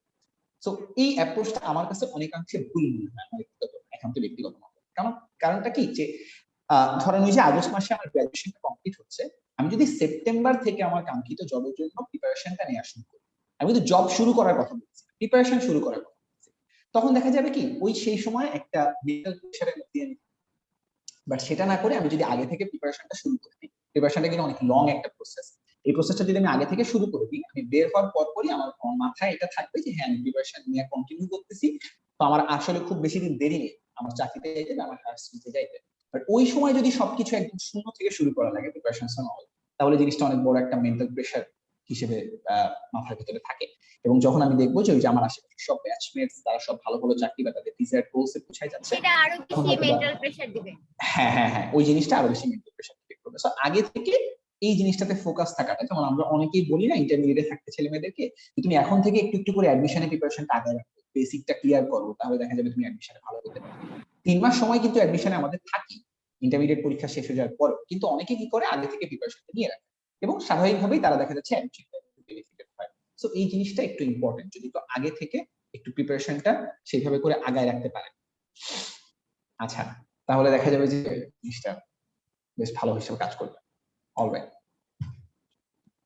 ভাইয়া ভাইয়া অনেকেই আমাদের ফেসবুক লাইভে যুক্ত আছে, অনেকের হ্যাঁ, কাছেই আপনি মজার মজার ইন্সপিরেশন। কমেন্ট দেখতে পাচ্ছি। হ্যাঁ, অনেক মজার কমেন্ট এসেছে। তো সবাই আসলে আপনার সাকসেসের স্টোরিটা শুনতে ইচ্ছুক, বা যারা জানে তাদের কাছে আপনি আসলে একজন ইন্সপিরেশন। হ্যাঁ, তো ভাইয়া আপনি তো বললেন যে আপনি অ্যালামনাই মানে সাপোর্টটা পাননি, বা আপনি যেগুলো বললেন যে থার্ড ইয়ার থেকে জব সেক্টরের যে মার্কেটিং সিস্টেমটা সেটাকে জানতে হবে, বা কিভাবে কোন স্কিলটা ডেভেলপ করতে হবে এটা বিষয়ে জানতে হবে। তো আপনি তো এই জিনিসগুলা আপনার অ্যালামনাই সাপোর্টটা যেহেতু পাননি, তখন কি আপনি মানে মনে হয়েছে কখনো যে আমার এখানে ভর্তি হওয়া একটা রং ডিসিশন, বা আমি তো কোনো সুযোগ পাচ্ছি না, তো আমি এটা হ্যাঁ, কি এটা করলাম? মানে অবভিয়াসলি এটা অবভিয়াসলি একটা সার্টেন টাইমে যে মনে হচ্ছে যে হয়তো আমি একটা ভুল জায়গাতে চলে আসছি, বা আমার এই ডিসিশনটা নেওয়াটা ঠিক হয় নাই, আমি আরো অন্য কোনো জায়গাতে যেতে পারতাম। বাট ওই চিন্তাটা আসলে ওই সময় যদি আমি খুব বেশিক্ষণ কন্টিনিউ হইতে দিতাম তাহলে সেটা একটা বোকামি হতো। কারণ আমি এমন একটা সিচুয়েশনে আছি যেটাকে আমি চাইলেও চেঞ্জ করতে পারতেছি না। এবং এট দ্য সেম টাইম আমি যে যে জিনিসগুলো স্বপ্ন দেখছি, বা আমি যেই জায়গায় নিজেকে দেখতে চাইছি, সেই জায়গায় আমি এখান থেকে চাইলে নিয়ে যেতে পারবো। হ্যাঁ, স্ট্রাগলটা বেশি হবে অবভিয়াসলি। হয়তো আমার যদি ভালো অ্যালামনাই সাপোর্ট থাকতো, বা আরো অনেক বেশি একটা টিচিং স্টাফ থাকতো, তাহলে হয়তো আমি দেখা যাচ্ছে যে ওই সার্টেন স্টেজটাতে আরো সুন্দর করে পৌঁছাতে পারতাম, আরো আগে পৌঁছাতে পারতাম। এখন জিনিসটা একটু ডিফিকাল্ট হচ্ছে, কিন্তু তার মানে এই জিনিসটা ইম্পসিবল হয়ে গেছে। আমি চাইলে এটা পারতেছি, এই বিলিফটুকু আমার ভিতরে ছিল। সো সেখান থেকে আমি নিজেকে আস্তে আস্তে গড়া শুরু করলাম, মানে এবং প্রত্যেকটা অ্যাসপেক্টে, ওই যে যেমনটা বললাম একটু আগে, সেটা হইতে পারে যে আমার কোনো একটা সফট স্কিলের বেসিসে, হইতে পারে আমার পাওয়ার পয়েন্ট শেখাতে, হইতে পারে আমার নিজেকে আরো বেশি প্রেজেন্টেবল করার ক্ষেত্রে। যে আমি হয়তো বা আগে 30টা মানুষের সামনে কথা বলতে ভয় পাইতাম, বাট আমি জানি আমার যে কোম্পানিতে যাওয়া লাগবে সেখানে আমার 60টা মানুষের সামনে কথা বলতে। তো সেই জিনিসটা আমার এখন থেকে প্র্যাকটিস শুরু করাটা দরকার। তো সেটা আমি আস্তে আস্তে করতে লাগলাম, এবং একটা সময় পরে যে যখন আমি বুঝলাম যে আচ্ছা হ্যাঁ, ইন্ডাস্ট্রি যেটা চাচ্ছে আমি নিজেকে সেইভাবে প্রস্তুত করে নিতে সক্ষম হচ্ছি, তারপরে আমি ইন্টারভিউস গুলো দেওয়া শুরু করলাম। বাংলাদেশে এখন সরকারি চাকরিগুলো বাদে বেশিরভাগ চাকরিগুলোই তারা 4th ইয়ারে থাকতেই আন্ডার গ্রাজুয়েট স্টুডেন্ট যারা আছে তাদেরকে এনকারেজ করে অ্যাপ্লাই করার জন্য। সো কেউ যদি চায় সে সেই সময় থেকেই সেই ডিফারেন্ট ডিফারেন্ট কোম্পানিগুলোতে অ্যাপ্লাই করতে পারে। ইভেন করোনার সময় আমি দেখছি যে অনেকে 4th ইয়ারে থেকে তারা ইন্টার্নশিপও করছে ডিফারেন্ট ডিফারেন্ট কোম্পানিতে। ইভেন এখন এই যে আপনারা যেটা করতেছেন, এই ধরনের কোন একটা অর্গানাইজেশন ইন্টার্নশিপ, এই জিনিসটা তার প্রফেশনাল স্কিল সেটকে অনেক বেশি সামনে আগায় নিয়ে যায়। কিভাবে ওই কর্পোরেট এটিকেট বা আর 10জন প্রফেশনাল মানুষজনের সামনে নিজের কমিউনিকেশনটা ঠিক রাখতে হয়, কিভাবে তাদের সাথে কথা বলতে হয়। খুব সিম্পলি বলতে গেলে, একদম যদি একটা বেসিক এক্সাম্পল দিই, কিভাবে একটা মেইল লিখতে হয়, একটা প্রফেশনাল মেইলের রিপ্লাইটা কিভাবে দিতে হয়, বা আমার লিঙ্কডইন অ্যাকাউন্টটাতে একটা প্রফেশনাল অ্যাটায়ার কিভাবে নিয়ে আসতে হয়, এই জিনিসগুলো খুব বেশি ইম্পর্টেন্ট। সো এটা যদি সে একটু আগে থেকে শুরু করে, দেখা যাচ্ছে 4th ইয়ারের শেষে গিয়ে সে আরো অনেক জিনিসগুলোতে ফোকাস করতে পারবে, আর অনেক অ্যাডভান্স স্কিল গুলোতে ফোকাস করতে পারবে। বাট অনেকেই থাকে আমরা যে আমরা 4th ইয়ার শেষ হয়ে গেছে তারপরে যে আমরা লিঙ্কডইনে একটা, বা 4th ইয়ার শেষ হয়ে গেছে তারপরে যে আমি হয়তো আমার সিভিটা কমপ্লিট করতেছি। এটা তো আসলে হওয়া খুব বেশি উচিত না। আমার আরো আগে থেকে এই জিনিসগুলো একদম বেসিক্স এগুলো সেট রাখা উচিত, যাতে করে যে কেউ চাইলে আমি সাথে সাথে ফরওয়ার্ড করতে পারি। আমি যে কোম্পানিতে ঢুকতে চাইছি সেই কোম্পানির কোন একটা সিনিয়র, সেই কোম্পানির কোন একটা এমপ্লয়ি, সে যদি আমার কাছ থেকে সিভি চায়, বলে যে আজকে রাতের ভেতর আমাকে সিভিটা পাঠাইতে হবে, তখন আমি অন্য এইচআর এর কাছে এটা ফরওয়ার্ড করি। আমার যদি তখন নতুন করে সিভি বানানো লাগে, তাহলে সেটা কিন্তু আমার জন্য বিশাল বড় একটা ইনকনভিনিয়েন্স। ঠিক আছে? সো এই জিনিসগুলো আগে থেকে রেডি রাখা উচিত প্রত্যেকটা মানুষের, সিভি হোক, কভার লেটার হোক। এখন নতুন ট্রেন্ড আসছে, এখন অনেকে তার নিজের একটা পোর্টফোলিও ওয়েবসাইট রাখে, যেখানে সে তার সকল যে কাজগুলো আছে সেগুলো একটা জায়গাতে রাখে, তার অর্গানাইজেশনাল প্রেফারেন্স কি কি, আগে অর্গানাইজেশনাল পাস্ট কি, সেই জিনিসগুলো সব একটা জায়গাতে ডকুমেন্টেড থাকে। এটা আরো বেশি প্রফেশনাল ইমেজ দেয় মানুষকে। সো এই ব্যাপারগুলো নিয়ে একটু স্টাডি করতে হবে যে কোনো একটা ইন্ডিভিজুয়ালের, যে সে আসলে কি চাচ্ছে, কোন ফিল্ডে ঢুকতে চাচ্ছে, সেই ফিল্ডে যারা ঢুকতেছে তারা আসলে কি করতেছে। 6-7 বছর আগে এটা অনেক বেশি ডিফিকাল্ট ছিল এই মার্কেট স্টাডিটা, বাট এখন এই ইন্টারনেটের অ্যাক্সেসের কারণে যে কোনো কোম্পানি বা যে কোনো সহজ হয়ে গেছে। প্রফেশনালের অনেক বেশি ইজিলি অ্যাক্সেসেবল হয়ে গেছে। তো আমি যে সময় চাইলে, আমি যে কোনো সময় চাইলে, এখন এত বেশি ওয়েবিনার্স হচ্ছে, সেখান থেকে ইনসাইট নেওয়া যাচ্ছে কিভাবে একটা ভালো সিভি লিখতে হয়, কিভাবে একটা প্রফেশনাল সিভি লিখতে হয়। আমি দেখছি যে আমার একজন সিনিয়র, সে তার কোম্পানিতে রিক্রুট করার সময় কোন একটা সার্টেন ইউনিভার্সিটি, কোন একটা সার্টেন ডিপার্টমেন্ট থেকে সিভি চাইছিল। সেখানকার সবগুলো সিভি ফার্স্ট স্টেজে স্ক্রিনিং এ বাদ হয়ে গেছে। কারণ কি? কারণ সেই সিভি গুলো তাদের কোম্পানি ক্রাইটেরিয়া, যে বেসিক ক্রাইটেরিয়া, সেটাই ম্যাচ করছে। সো এই যে একটা সিভি লেখার সময় আমার কোন কোম্পানিতে গেলে আমার আসলে সিভিটা কেমন ভাবে অ্যাপ্রোচ নেওয়া উচিত, আমার সিভিতে চেঞ্জ, আমার যে কোম্পানি ওয়াইজ কোম্পানি, এই ব্যাপারগুলো সম্বন্ধে আমার আইডিয়া আসলে। এবং কোম্পানি প্রফেশনালসদের কথা শোনা লাগবে। আমার একটা ইন্টারভিউতে যাওয়ার আগে সেই কোম্পানি আমাকে কোন ধরনের কোয়েশ্চেন করতে পারে। যেমন একটা কোম্পানি যদি থাকে যে তারা স্পোর্টস রিলেটেড গুডস প্রডিউস করে, বিক্রি করে, তারা হয়তো অবশ্যই আমাকে স্পোর্টস রিলেটেড কোনো কোয়েশ্চেন করবে, স্পোর্টস রিলেটেড কিছু একটা কোয়েশ্চেন নিয়ে যাওয়া উচিত। এমন একটা কোম্পানি আছে যারা হয়তো বা কোনো একটা বিউটি প্রোডাক্ট ম্যানুফ্যাকচার করে, তো সেক্ষেত্রে তাদের কোম্পানি প্রোডাক্ট গুলো কি কি, আমি যখন ইন্টারভিউ দিতে যাবো সেই কোম্পানি সম্বন্ধে আমার একটা স্টাডি করে অবভিয়াসলি যাওয়া লাগবে, যে এই কোম্পানি কি কি প্রোডাক্ট মার্কেটে আনে, তাদের কোম্পানি কত আগে শুরু হয়েছে, কয়টা দেশে তারা অপারেট করতেছে, বাংলাদেশে কোন কোন জায়গায় তাদের ব্রাঞ্চ আছে, এই সব কিছু সম্বন্ধে যখন আমি পড়াশোনা করে যাব, তখন যে ইন্টারভিউয়ার আছে সে অবভিয়াসলি ধারণা করে নিবে যে হ্যাঁ অবশ্যই এই কোম্পানির বিষয়ে অনেক বেশি ইন্টারেস্টেড, এটার ফার্স্ট প্রেফারেন্স, সে হয়তো বা এই কোম্পানিতে আসলে অনেক বেশি ডেডিকেটেডলি আমার জন্য কাজ করবে, সো সে চাইবে আমাকে নিতে। সো এই জিনিসগুলো একটু মাথায় রাখতে হবে। এবং একদম সহজ কথায় বললে মার্কেট স্টাডি করতে হবে, আর মার্কেট স্টাডি করলে সেই অনুযায়ী নিজেকে প্রিপেয়ার করতে হবে। সেটা কেউ চাইলে ফার্স্ট ইয়ার থেকে করতে পারে, কেউ চাইলে ফোর্থ ইয়ার থেকে করতে পারে, বাট চেষ্টা করা লাগবে যে তার গ্র্যাজুয়েশন শেষ করার আগেই সে যেন প্রিপারেশনটা দিয়ে ফেলে। আমরা যেমন প্রত্যেকটা স্টেজে তার পরের স্টেজটার কথা ভেবে রাখি, আমি যখন স্কুলে পড়ি তখন আমি জেনে রাখি যে আমার কলেজে কোন কলেজটাতে যাওয়া লাগবে, আমাদের একটা সার্টেন কলেজ নিয়ে আমরা আমরা অ্যাম্বিশন রাখি যে এই কলেজে আমি হয়তো পড়তে চাই। কলেজে যখন থাকি, হ্যাঁ, তখন যেমন ইঞ্জিনিয়ারিং এ পড়তে চাই, কি মেডিকেলে পড়তে চাই, কি কোনো একটা সার্টেন সাবজেক্টে পড়তে চাই, অমুক ইউনিভার্সিটিতে পড়তে চাই, এটা সম্বন্ধে শিওর থাকি। ঠিক তেমন ভাবে ইউনিভার্সিটিতে থাকাকালীন আমি যেন চিল করতে করতে, আমি যেন গান গাইতে গাইতে এই জিনিসটুকু ভুলে না যাই যে এর পরের স্টেজে আমার কোথায় যাওয়া উচিত, সেজন্য আমি প্রিপারেশনটা নিচ্ছি কিনা, এই ব্যাপারটা খুব বেশি ইম্পর্টেন্ট। এবং ওই কমন নর্মস গুলো ভুলে যাওয়া উচিত, একটা কিছুটা হলেও নিজেকে গুছায় রাখা উচিত, ঠিক আছে? 10-12 দিন গোসল না করে থাকতে হবে ইউনিভার্সিটিতে উঠলে, এই জিনিসগুলো থেকে বের হয়ে আসে। মানে ভাইয়া আপনার কথা থেকে আমি যতদূর বুঝতে পারলাম, বা দর্শকরাও যারা আমাদের আপনাকে দেখছেন, যাদের কাছে আপনি ইন্সপিরেশন, তো মানে মার্কেট স্টাডিটা খুব বেশি ইম্পর্টেন্ট, আর কিছু বেসিক স্কিল সেক্টর হিসেবে সেটা গেইন করাটাও ইম্পর্টেন্ট, খুব ইম্পর্টেন্ট, এক্স্যাক্টলি। আর তথাকথিত যে নর্মস গুলো আছে সেগুলাকে বাদ দিতে হবে জীবন থেকে। অবশ্যই। আচ্ছা ভাইয়া, আপনার যে এরকম ঘুরে দাঁড়ানো, মানে প্রথমে আপনি ডিপ্রেস ছিলেন, তারপরে একটা জায়গায় ভর্তি হলেন, তা এই যে স্বপ্নটা চেঞ্জ হলো বা ঘুরে দাঁড়ালেন, তো ভাইয়া ইন্সপিরেশন কি ছিল তখন আপনার? মানে আপনি যে আজকে অনেকের ইন্সপিরেশন, আপনার ইন্সপিরেশনটা কি ছিল? আচ্ছা, ওই কমেন্ট যারা যারা করতেছে এরা আসলে সবাই আমার জুনিয়র, আমার কাছের মানুষ, তো ওরা একটু বাড়ায় বাড়ায় ইচ্ছা করে বেশি ফিল করছে। বাট আপনি হয়তো সেরকম ইন্সপিরেশনই। আর আমি ক্যাম্পাস থেকে বের হওয়ার পরে আমার গেইন হচ্ছে এইগুলাই, এই যে আমি কিছু মানুষ পাইছি ক্যাম্পাস থেকে যাদের সাথে আমি সব কথা শেয়ার করতে পারি, বা যাদের কাছ থেকে এমন কিছু শিখতে পারি, এবং মাঝে মাঝে হয়তো বা কিছু কিছু জিনিস শিখাইতে পারি। ঘুরে দাঁড়ানো ইন্সপিরেশন এক একজনের জন্য এক একটা কাজ করে। অনেকের ক্ষেত্রে কোন একটা সার্টেন পার্সন ইন্সপিরেশন হিসেবে কাজ করে, অনেকের ক্ষেত্রে তার কারেন্ট সিচুয়েশন একটা ইন্সপিরেশন কাজ করে। আমি সবসময় এমন কিছু একটা করতে চাইছি আমার গ্রাজুয়েশন শেষ করে যেটা ইম্প্যাক্টফুল হয়, যার জন্য এখন আমি যে কোম্পানিতে আছি টিচ ফর বাংলাদেশ, আমাদের কাজটা হচ্ছে সাধারণত প্রাইমারি স্কুলের স্কুল ডেভেলপমেন্ট নিয়ে কাজ করা। আস্তে আস্তে আমরা হাই স্কুলগুলোর দিকেও যাচ্ছি, স্কুল ডেভেলপমেন্ট নিয়ে কাজ করা। মানে আমি যখন আমার স্কুলে ছিলাম, আমি আপনাকে যেটা বলতেছি যে আমি দেখে আসছি যে এডুকেশন সেক্টরে, এডুকেশন একটা বেসিক নিড, প্রত্যেকটা স্টুডেন্টের বাংলাদেশে এই নিডটা সেম রকমের পাওয়া উচিত। অর্থাৎ যে ঢাকার একটা ভালো স্কুলে থাকবে তারও এডুকেশনাল রাইট আছে, যে কিনা যশোরের অভয়নগরের নপাড়াতে আছে তারও এডুকেশনাল রাইট এক্স্যাক্টলি ততটুকুই হওয়া উচিত, ঠিক আছে? কিন্তু দেখা যায় বাংলাদেশের সেক্টরটা এরকম যে এখানে ভালো টিচারদের যে সংকটটা এটা তো আছেই, প্লাস ওই এডুকেশনাল যে অ্যাক্সেস গুলো আছে সেগুলো অনেক কম থাকে গ্রামের দিকের স্কুলগুলোতে। সো আমার এই জায়গাটাতে কাজ করার ইচ্ছা অনেক আগে থেকেই ছিল। টিচ ফর বাংলাদেশ হোক বা এরকম একটা অর্গানাইজেশন যারা এরকম এডুকেশন সেক্টর নিয়ে কাজ করতেছে, তাদের সাথে কাজ করার ইচ্ছাটা অনেক আগে থেকে ছিল। আমি এই জিনিসটুকু সম্বন্ধে ফোকাস ছিলাম। আপনি যদি আমার ইন্সপিরেশনটা এখানে জিজ্ঞেস করেন তাহলে হবে সেটা আমার পার্সোনাল লাইফের, আমি আশেপাশে যে জিনিসটা দেখছি সেখান থেকে আমার এটা নিয়ে কাজ করার ইচ্ছা আসছে। আমি আমার আশেপাশে অনেক ভালো ভালো ইঞ্জিনিয়ারিং স্টুডেন্ট দেখছি যারা ইঞ্জিনিয়ারিং স্টাফে অনেক বেশি ভালো, মানে ইঞ্জিনিয়ারিং এ তাদের ট্রু মানে প্যাশনটুকু ওইখানেই কাজ করতেছে, এটা আমি দেখলেই বুঝতে পারছি। তাদের জন্য ওই একটা কোন ইঞ্জিনিয়ারিং জবে ঢোকাটা তাদের একটা ড্রিম হিসেবে কাজ করতেছে। আবার অনেকের জন্য দেখা যায় খুব হাই স্যালারি জবটা একটা রিকোয়ারমেন্ট, কারণ তাদের ফ্যামিলি হয়তো এটা ডিমান্ড করতেছে যে তার একটা হাই স্যালারি জব চাওয়া। অনেকের জন্য সরকারি জবকে সে সিকিউর হিসেবে ফিল করতেছে, তার লাইফে সিকিউরিটিটা বেশি ইম্পর্টেন্স পাচ্ছে, সো তার ক্ষেত্রে প্রেফারেন্সটা এক।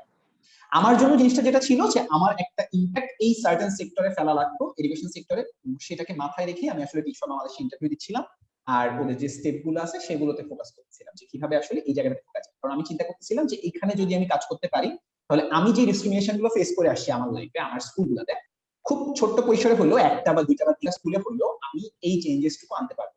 আমি হয়তো বা জানি যে ছোট বাচ্চাদেরকে কিভাবে পড়াইতে হয়, এমন অনেক স্কুলের টিচাররা আছেন তারা না।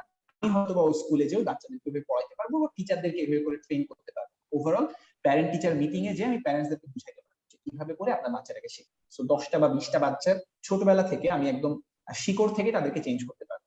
আমার জন্য ওইটাই সবচেয়ে বেশি ইন্সপিরেশন ছিল যে আমার এই জায়গাটাতে কাজ করতেই হবে। এখন মানুষজন যেভাবে করে এডুকেশনকে দেখতেছে, এই এই চেঞ্জেসটুকু আমার আনা লাগবে, ইম্প্যাক্টটুকু ফেলা লাগবে। আর সেই লক্ষ্যটা থেকে আমার হচ্ছে এই সেক্টরটুকুতে আসা এবং সেভাবে নিজেকে প্রিপেয়ার করে ফেলা।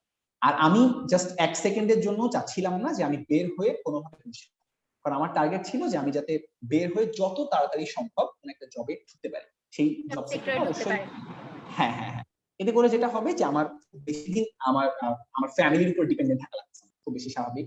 আমি যদি দেখা যাচ্ছে বের হওয়ার পরেও অনেকদিন বসে থাকি, তাহলে যেটা হয় যে আমার ইউনিভার্সিটিতে হয়তো বা কোনো সার্টেন জায়গাতে ফিনান্সিয়ালি বা বিভিন্ন দিক থেকে আমি আমার ফ্যামিলির উপরে ডিপেন্ডেন্ট থাকতে চাইতাম, সেটা হয়তো আমার আর হওয়া লাগতেছে না।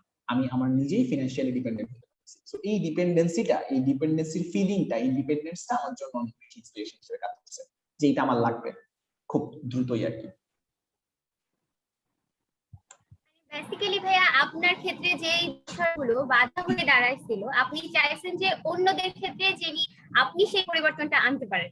Exactly that's the thing. আমি সবসময় এই জিনিসটুকু চাইছি, এবং এটা শুধুমাত্র এই জব লাইফের ক্ষেত্রে না, ডিপার্টমেন্টেও আমরা যখন ফার্স্ট, আমি আমার ডিপার্টমেন্ট সেকেন্ড ব্যাচ ছিলাম, তো আমাদের ফার্স্ট ব্যাচ সেকেন্ড ব্যাচ আমরা যে জিনিসগুলো পাইনি, অ্যালামনাই সাপোর্টটা পাইনি, সেটা আমরা চেষ্টা করি যে আমাদের এই বছরে যে জুনিয়ররা আসছে, সামনের বছরে যে জুনিয়র গুলো আসবে, তারা যেন এটা ফেস না করে। এক্স্যাক্টলি, তারা যেন সেই জিনিসটা পায়। তো এটা আসলে হওয়া উচিত। আমি যেহেতু জানি যে কোন কোন জায়গাতে প্রবলেমস গুলো হয়, হয়তোবা যদি আমার অ্যালামনাই থাকতো আমি জানতাম না, কারণ তারা আমার সকল সলিউশন গুলো নিয়ে চলে আসতো অটোমেটিকলি। প্রবলেম হওয়ার আগেই আমি সেটার সলিউশন পেয়ে যাই। বাট এখন যখন আমি জানি যে এই জিনিসগুলো প্রবলেম হয়, সেটা সলিউশনের পাথটাও ক্রিয়েট করে দেয়া আমারই একটা রেসপন্সিবিলিটি। সেই রেসপন্সিবিলিটিটা আমি ফুলফিল করতে চাই সবসময়।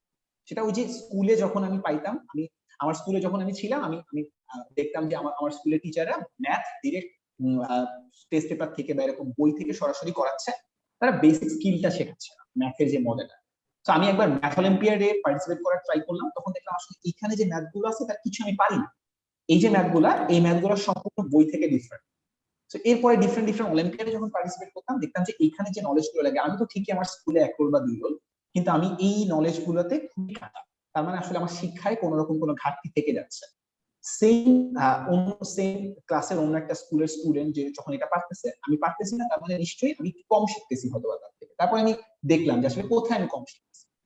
এই জিনিসটা যখন স্কুল থেকে বের হয়ে কলেজে উঠছি বা ইউনিভার্সিটিতে উঠছি, তখন আমি চেষ্টা করছি আমার স্কুলের যে বাচ্চাগুলো এখন আছে, তারা কোনোভাবে এইটা থেকে ডিপ্রাইভ না থাকে, তাদেরকে আমি এটা শিখাইতে পারি। সো এই ম্যাথ অলিম্পিয়াডের বা এই ধরনের যত অ্যাক্টিভিটি আছে, সেই অ্যাক্টিভিটি গুলোর যত রিসোর্স লাগে, সেগুলো আমি তাদের কাছে পৌঁছাই দিয়ে আসছি। এটা আসলে একটা ইম্পর্টেন্ট ফ্যাক্টর হিসেবে কাজ করছে যে আমি যে জিনিসগুলো পাইনি সেটা পৌঁছে দিতে পারি আমার জুনিয়রদেরকে। এটা একটা বেশ বড় রকম ইন্সপিরেশন ছিল আমার জন্য। আর দেখা যাচ্ছে আরেকজনের জন্য কাজ করতে অটোমেটিকলি কাজগুলো নিজের জন্য হয়ে যায় আর কি। ভাইয়া ধন্যবাদ। আচ্ছা ভাইয়া, আপনাদের ইউনিভার্সিটি তো অনেক ধরনের অর্গানাইজেশন ছিল, তো আপনি কি কোনটার সাথে যুক্ত ছিলেন বা সেটা থাকারও কারণ কি? আচ্ছা, আমার সবসময় ইচ্ছা ছিল আমি রোবোটিক্স নিয়ে কাজ করব। তো প্রথম থেকে আমি রোবোসাস্টের সাথে যুক্ত ছিলাম। ফার্স্ট ইয়ারে আসলে আমি অনেকগুলো অর্গানাইজেশনের সাথে যুক্ত ছিলাম। আমি থিয়েটার করতে চাইছিলাম, এই জন্য আমাদের একটা থিয়েটার অর্গানাইজেশনের সাথে যুক্ত ছিলাম, একটা ভলান্টিয়ার অর্গানাইজেশনের সাথে যুক্ত ছিলাম, রোবোটিক্স বেসড অর্গানাইজেশনের সাথে যুক্ত ছিলাম। অনেকগুলো জায়গাতে আমি কাজ করছি। প্রথম বছর আমি সবকিছু বুঝতাম না যে ওখানে আসলে কিভাবে কিভাবে কাজ করতে হবে বা কোন অর্গানাইজেশনটাতে শেষ পর্যন্ত আমার থাকতে হবে, এই জিনিসগুলো নিয়ে আমার নলেজ ছিল না। তো আমি সবগুলোতেই গেছি, কিছুদিন করে সবগুলোতেই থাকছি। তারপরে যখন একটা বছর পার করলাম, এক্সিকিউটিভ কমিটি দেওয়ার সময় হলো, তখন আমি বুঝলাম ঠিক আছে, আমার কোন একটা জায়গাতে ফোকাস থাকা লাগে। কোন জিনিসটাতে ফোকাস থাকলে আমি সবচেয়ে বেশি স্কিল অ্যাকোয়ার করতে পারবো, বা আমার সবচেয়ে বেশি ভালো লাগতেছে কোন জায়গাতে টাইম দিতে, একটা অর্গানাইজেশনাল এনভায়রনমেন্ট কোন জায়গাটাতে ভালো, কোন অর্গানাইজেশনে সবচেয়ে বেশি ভালো, আমার সিনিয়ররা কিভাবে আমার সাথে কোঅপারেট করতেছে, তারা আমাকে কিভাবে ট্রিট করতেছে, আমার ব্যাচমেটরা কিভাবে ট্রিট করতেছে, কোন জায়গাতে গেলে আমার শেখার অপরচুনিটি সবথেকে বেশি আছে, বা ইন এ ব্রডার সেন্স কোন জায়গার কোন একটা পদ, কোন একটা অর্গানাইজেশনের কোন একটা পদ আমার সামনে সিভিতে আমার কাজে দিবে, সেই জিনিসটাও চিন্তা করাটা আমার জন্য ইম্পর্টেন্ট হয়ে দাঁড়ালো। এবং তারপরে আমি দেখলাম যে রোবোসাস যে অর্গানাইজেশনটা আছে আমাদের ক্যাম্পাসে, রোবোটিক্স বেসড অর্গানাইজেশনটা, সেইখানে আমি ছিলাম ফোর্থ ইয়ারে, আলটিমেটলি এটার সাধারণ সম্পাদক সেক্রেটারি হিসেবে আমি কাজ করছিলাম। ইউনিভার্সিটিতে অনেকেই বলে যে অর্গানাইজেশনে কাজ করাটা খুব বেশি ইম্পর্টেন্ট না, বাট আমার কাছে মনে হয়েছে অনেকে স্পেশালি আবার বলে যে এটা পড়াশোনার ক্ষেত্রে হ্যাম্পার করতেছে অর্গানাইজেশনের এটা সাথে সংযুক্ত থাকা। আমি আমি হচ্ছে যে অর্গানাইজেশনে আছি, আমার আগের যে জেনারেল সেক্রেটারি ছিল তার সিজিপিও ছিল হচ্ছে 3.84 সে যখন বের হয়েছে। এবং আমার অর্গানাইজেশনে এখন এমন অনেক স্টুডেন্ট আছে যারা হচ্ছে টিচার ক্যান্ডিডেট, মানে তাদের সিজিপিএ 3.8 এর থেকে বেশি। এবং আমার অর্গানাইজেশন, আমি যেই কমিটির কথা বলতেছিলাম যেখানে আমার আমার জেনারেল সেক্রেটারি ছিলেন 3.83, সেখানে দুইজন ভাইস প্রেসিডেন্ট ছিলেন, তারা বের হয়েই টিচিং এ ঢুকছেন অন্য ইউনিভার্সিটি। সো তাদের সিজিপিএ বা তাদের রিসার্চ বা পাবলিকেশন কেমন ছিল সেটা বোঝাই যাচ্ছে। এই জিনিসটা পুরোপুরি ইন্ডিভিজুয়াল টু ইন্ডিভিজুয়াল ভ্যারি করে, সে আসলে কতটুকু নিতে পারতেছে, সে কোন অর্গানাইজেশনে আছে, সেখানে তার অ্যাক্টিভিটি বা রোলস গুলো কেমন, সে কতটুকু টাইম দিচ্ছে। আমি যদি পরীক্ষার আগের দিন আমার কোনো অর্গানাইজেশনাল অ্যাক্টিভিটির জন্য ক্যাম্পাসে দৌড়ায় চলে যাই এবং সারা রাত জেগে সেখানে কাজ করি, অবভিয়াসলি আমার পরীক্ষাটা খারাপ হবে। বাট আমার কালকে পরশু এই সপ্তাহে কোনো টার্ম টেস্ট নেই বা কিছু নেই, সে সময় আমি চাইলেই অর্গানাইজেশনে কোনো একটা মিটিং এ অ্যাটেন্ড করতে পারি, তাহলে হয়তো বা কোনো একটা ফর্মাল মিটিং এ কিভাবে কথা বলা লাগে 10 মানুষের সাথে সেটা আমি শিখতে পারবো। বা খুব ছোট করে যদি আমি স্কিল গুলোর কথা বলি, আমরা যখন অর্গানাইজেশনে কোনো প্রোগ্রাম করতাম, একটা ব্যানার যখন আমরা টাঙিয়ে দিতাম, সেই ব্যানারের মাঝখানে যে একটা ফুটা করা লাগে কাইচি দিয়ে, যাতে করে আমার আশপাশ থেকে বাতাস আসলে ব্যানারটা ছিঁড়ে না যায়, বা আমার চার কোনায় চারটা দড়ির জন্য যে, হ্যাঁ, যার চার কোনায় চারটা দড়ির জন্য যাতে পিন মারা লাগে, সেই পিন গুলো কিভাবে কোন গাছের সাথে টাঙাইলে ভালো হয়। আমি পেরেক মারতে পারবো না একটা ব্যানার দিয়ে গাছে, তাহলে আমার গাছের ক্ষতি হবে বা মানুষ এটা নিয়ে কোয়েশ্চেন করবে। ফেসবুকে একটা পোস্ট আমার দিতে হবে, ঠিক কয়টার সময় পোস্টটা দিলে বেশি মানুষের কাছে এটা রিচ হবে, কোন একটা ইভেন্ট কোন কোন গ্রুপে শেয়ার দিলে আমার মানুষজন বেশি এটাকে দেখতেছে।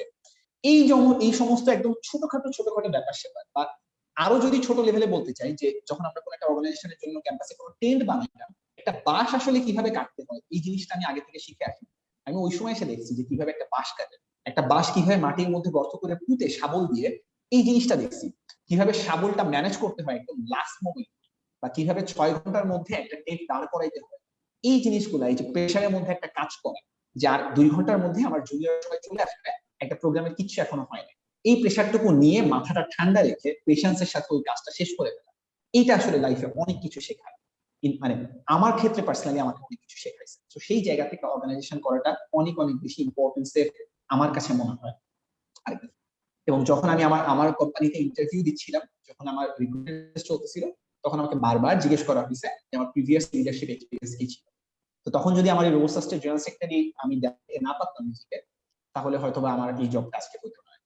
তো এক একজনের জন্য জিনিসটা এক এক রকম, সে কোন অর্গানাইজেশনে যাচ্ছে সেটা সামনে তার লাইফে কোনো ভ্যালু ক্রিয়েট করবে কিনা, সেখান থেকে সে কতটুকু গেইন করতে পারতেছে, তার মেন্টাল হেলথের জন্য ওই অর্গানাইজেশনের ওয়ার্ক এনভায়রনমেন্টটা কেমন, সেই সবকিছু বিবেচনায় রেখে তাকে অর্গানাইজেশন করা উচিত। এবং অবভিয়াসলি যদি সে ঠিক মতো এটা ইউজ করতে পারে, সেটা অনেক অনেক বেশি পজিটিভ। এমন অনেক কিছু শেখাবে অর্গানাইজেশন, যেটা আসলে তার ইউনিভার্সিটির ওই 9টা থেকে 5টার ক্লাসরুম সেশন গুলো শেখাচ্ছে না। আচ্ছা ভাইয়া, অনেকেই থাকে যে ইউনিভার্সিটিতে ভর্তি হওয়ার সাথে সাথে তার একাডেমিক রেজাল্টটা হোঁচট খাচ্ছে।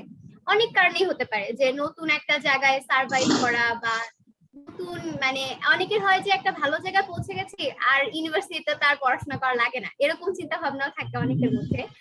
তো এই যে প্রথমে একাডেমিক রেজাল্টটা ফল করে, পরবর্তীতে হয়তো বা সবাই বুঝতে পারে, তো ভাই এগুলার কারণটা কি, বা এখান থেকে বের হওয়ার উপায় কি মনে হচ্ছে আপনার কাছে?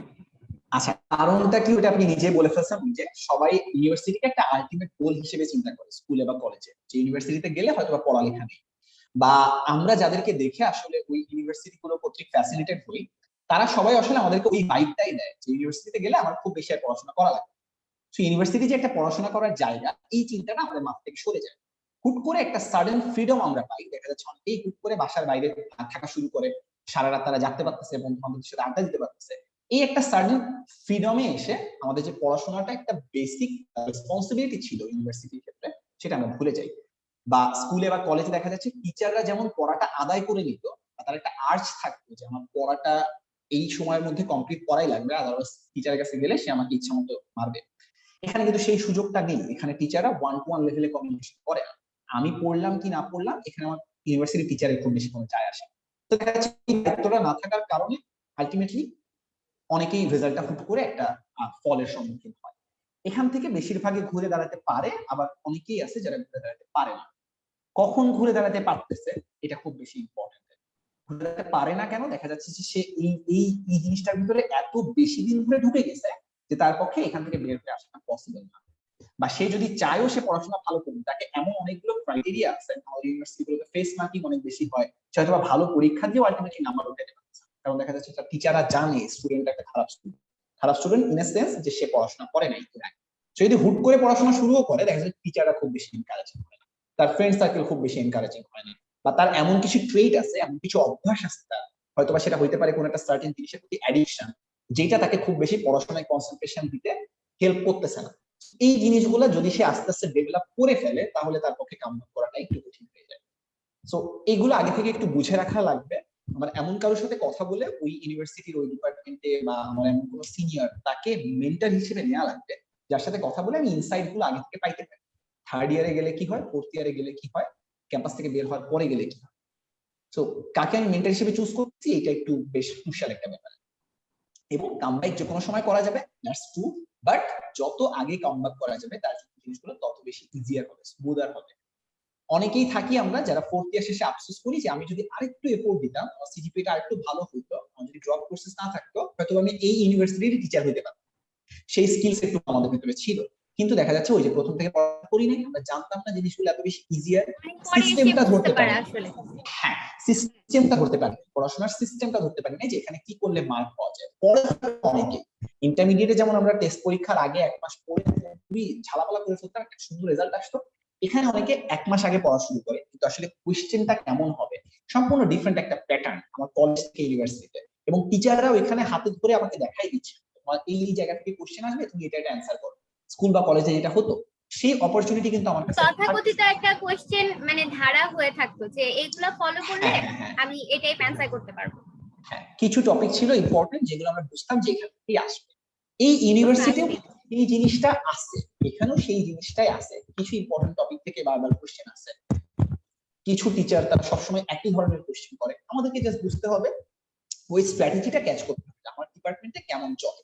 তো আমি যদি একদম নতুন একটা ডিপার্টমেন্টে ভর্তি হই, তাহলে হয়তোবা আমার যে আমি যদি ফার্স্ট ইয়ার স্টুডেন্ট হয়ে থাকি, তাহলে আমার সেকেন্ড ইয়ার থার্ড ইয়ারে যে সিনিয়ররা আছে, তাদের মধ্যে যারা যারা ভালো রেজাল্ট করতেছে, তাদের সাথে আমি কথা বলতে পারি যে তারা কিভাবে আসলে এই ভালো রেজাল্টটা করতেছে, কোথায় তারা ভুল করতেছিল কিন্তু এখন আর করতেছে না, অথবা যে খারাপ রেজাল্ট করতেছে আমি তার কাছে গেলে বেশ ভালো একটা ইনসাইট পেতে পারি যে কেন আপনি খারাপ রেজাল্টটা করতেছেন, যাতে করে আমি ওই কাজগুলো থেকে নিজেকে অ্যাভয়েডেড রাখতে পারি, আমি ওই কাজগুলোতে না যাই। এই জিনিসটা ইম্পর্টেন্ট, ঠিক আছে? এবং এট দ্য সেম টাইম একজনের ব্যর্থতা থেকে হচ্ছে জানা যে এই বিষয়গুলো আমি করব না। এক্স্যাক্টলি, হ্যাঁ, এই ব্যাপারগুলো থেকে আমি দূরে থাকবো, যাতে করে আমার কোনো সমস্যা না হয়। সো এটা বেশ ইম্পর্টেন্ট। এবং এট দ্য সেম টাইম ইউনিভার্সিটিতে যেটা হয় যে আমরা পড়াশোনা বা চাকরি প্রিপারেশন এগুলো নিতে যে দেখা যাচ্ছে আমাদের মেন্টাল হেলথের অনেক মানে কেয়ার করি না আর কি। সো এই যে ডিপ্রেশন বা ফ্রাস্ট্রেশন, এই জিনিসটা খুব তাড়াতাড়ি অনেককে হিট করে।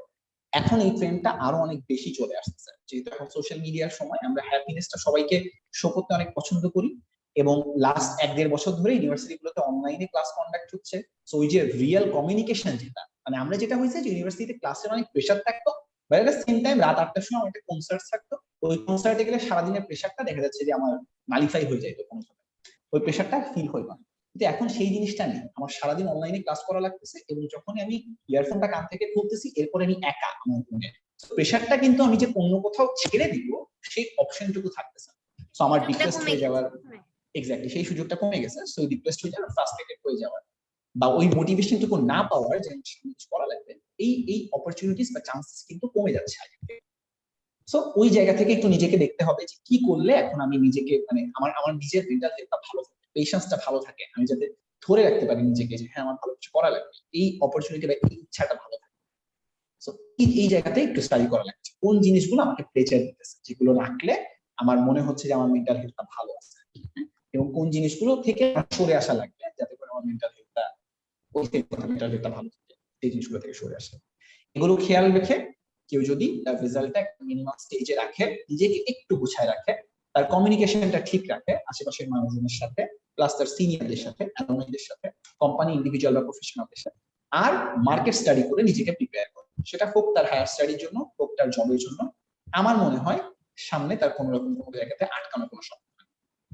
আমার বাবা সবসময় একটা কথা বলতেন যে চাকরি কখনো কারো খোঁজা লাগে না, চাকরি তাকে খুঁজে। এবং আমি এটা আমার জন্য না হলেও আমি বলবো যে আমি অনেক মানুষের জন্য দেখি যে চাকরি তাদেরকে খুঁজে নিচ্ছে, তারা কনফিউজড হয়ে যাচ্ছে, তাদের কাছে ক্যাম্পাস থেকে বের হওয়ার আগেই একাধিক চাকরি পেয়ে গেছে। এটা অনেকের কাছে এখন রূপকথার মতো মনে হয়, কেন একজন মানুষের কাছে ক্যাম্পাস থেকে বের হওয়ার আগে একাধিক চাকরি পেতে পারে। That's what you should have. আমরা অ্যাডমিশন টাইমে যখন আমরা দেখি যে আমি একটা ইউনিভার্সিটিতে চান্স পাচ্ছি, এটা যেমন ভাবে পসিবল, এখানে সেম জিনিসটা পসিবল, জাস্ট নিজেকে সেভাবে করে প্রিপেয়ার করে ফেলতে হবে। That's it. তাহলে কোম্পানিগুলো চাইবে যে এই ছেলেটা বা এই মেয়েটা আমার কোম্পানিতে আসুক। রিক্রুটার গুলো নিজেকে খুঁজে তাদেরকে খুঁজে দিবে আর কি।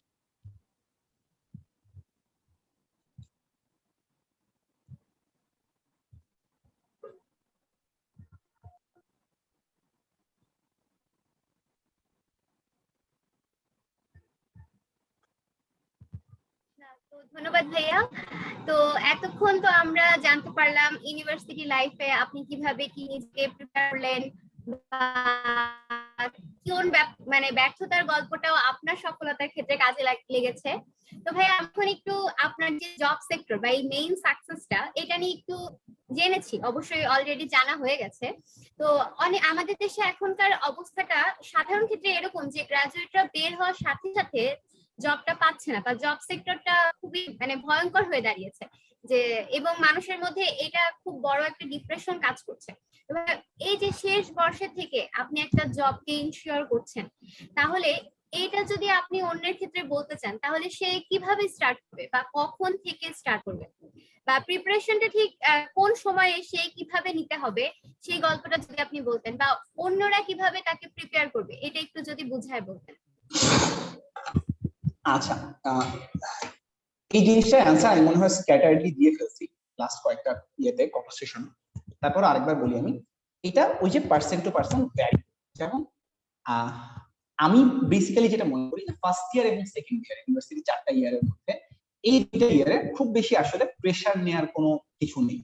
মানে এই 2টা ইয়ারে সে জাস্ট দেখবে, চোখ কান খোলা রাখবে, সে দেখবে যে কোথায় কি হচ্ছে, তার কোন অ্যালামনাই গুলো কোথায় যাচ্ছে তার ইউনিভার্সিটি থেকে, বা কোন কোম্পানিগুলোর অ্যাক্টিভিটি কেমন, সেই জিনিসগুলো দেখবে। সে নিজেকে ডিসকভার করবে, তার পোটেনশিয়ালটা সে আসলে কোথায় কাজে লাগে, সে কোন সেক্টরে গেলে সবচেয়ে বেশি ভালো করবে, এই ফিলিং গুলো সে নিজের মধ্যে আনবে।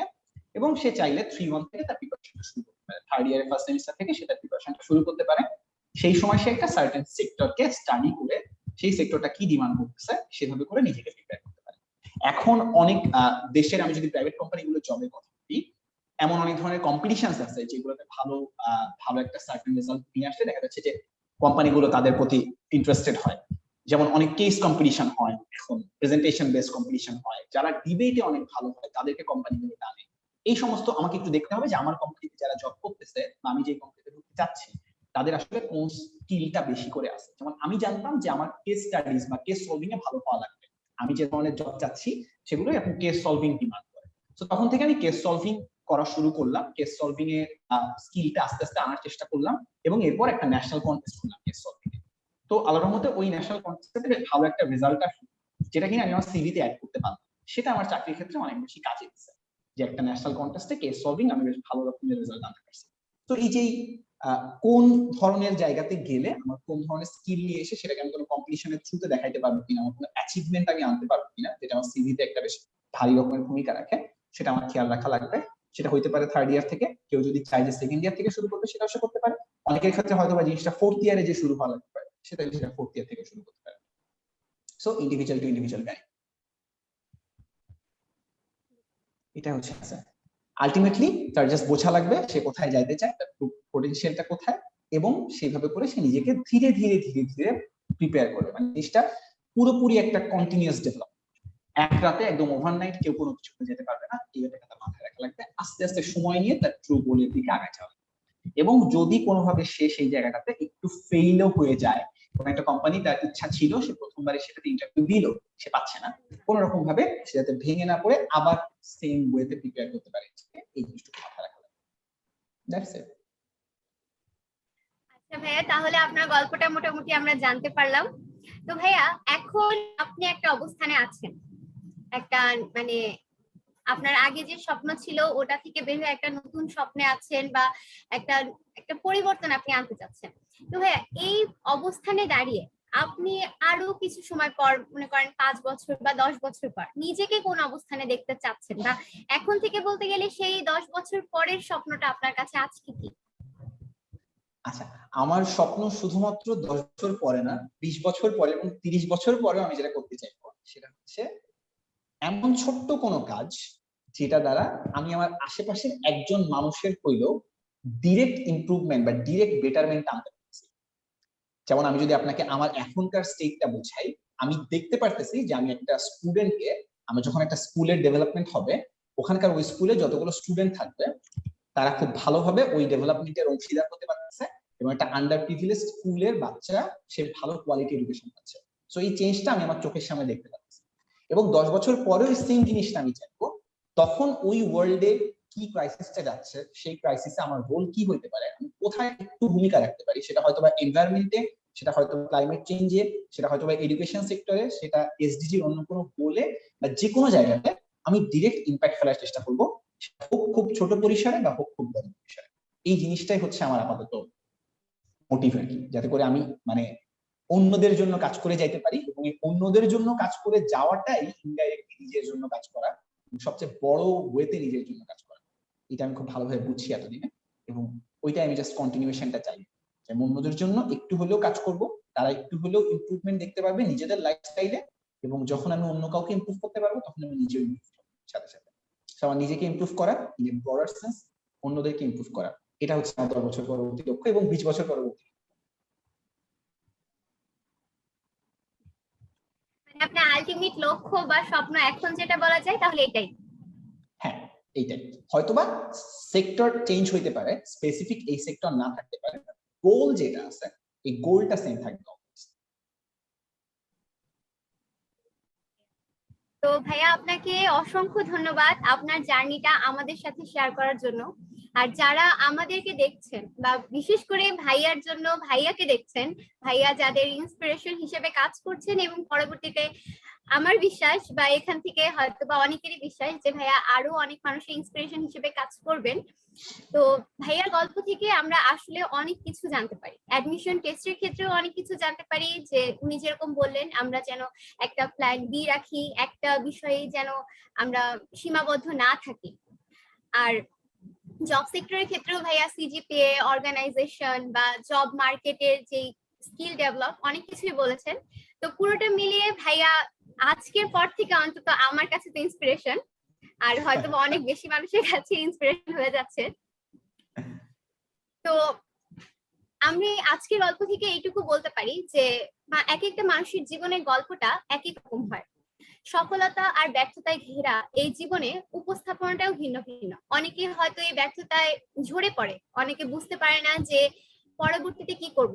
কিন্তু স্বপ্নে আসলে হয়তো কোনো নির্দিষ্ট বয়স থাকে না, স্বপ্ন যে কোনো সময় দেখা যায় এবং স্বপ্নটাকে নিজের মধ্যে লালন করতে হয়, যেন এই স্বপ্নটা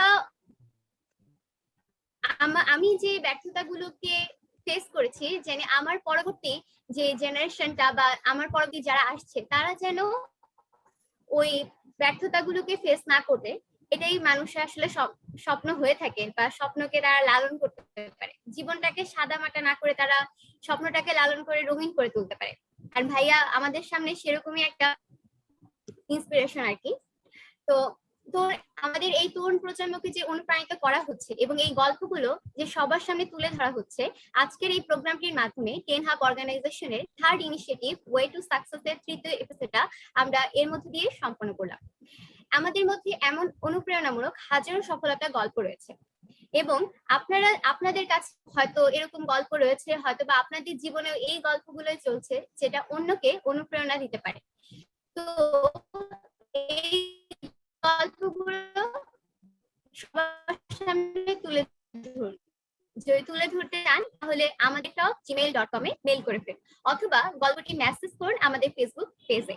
আমরা হাজির হব আপনাদের এই সাকসেস স্টোরি নিয়ে কোনো একটা এপিসোডে। নিয়মিত চোখ রাখুন 10 হাব এর ফেসবুক পেজে এবং আজকের এই গল্পটি খুঁজে পেতে ভিজিট করুন আমাদের ইউটিউব চ্যানেল 10 হাব অফিসিয়ালস।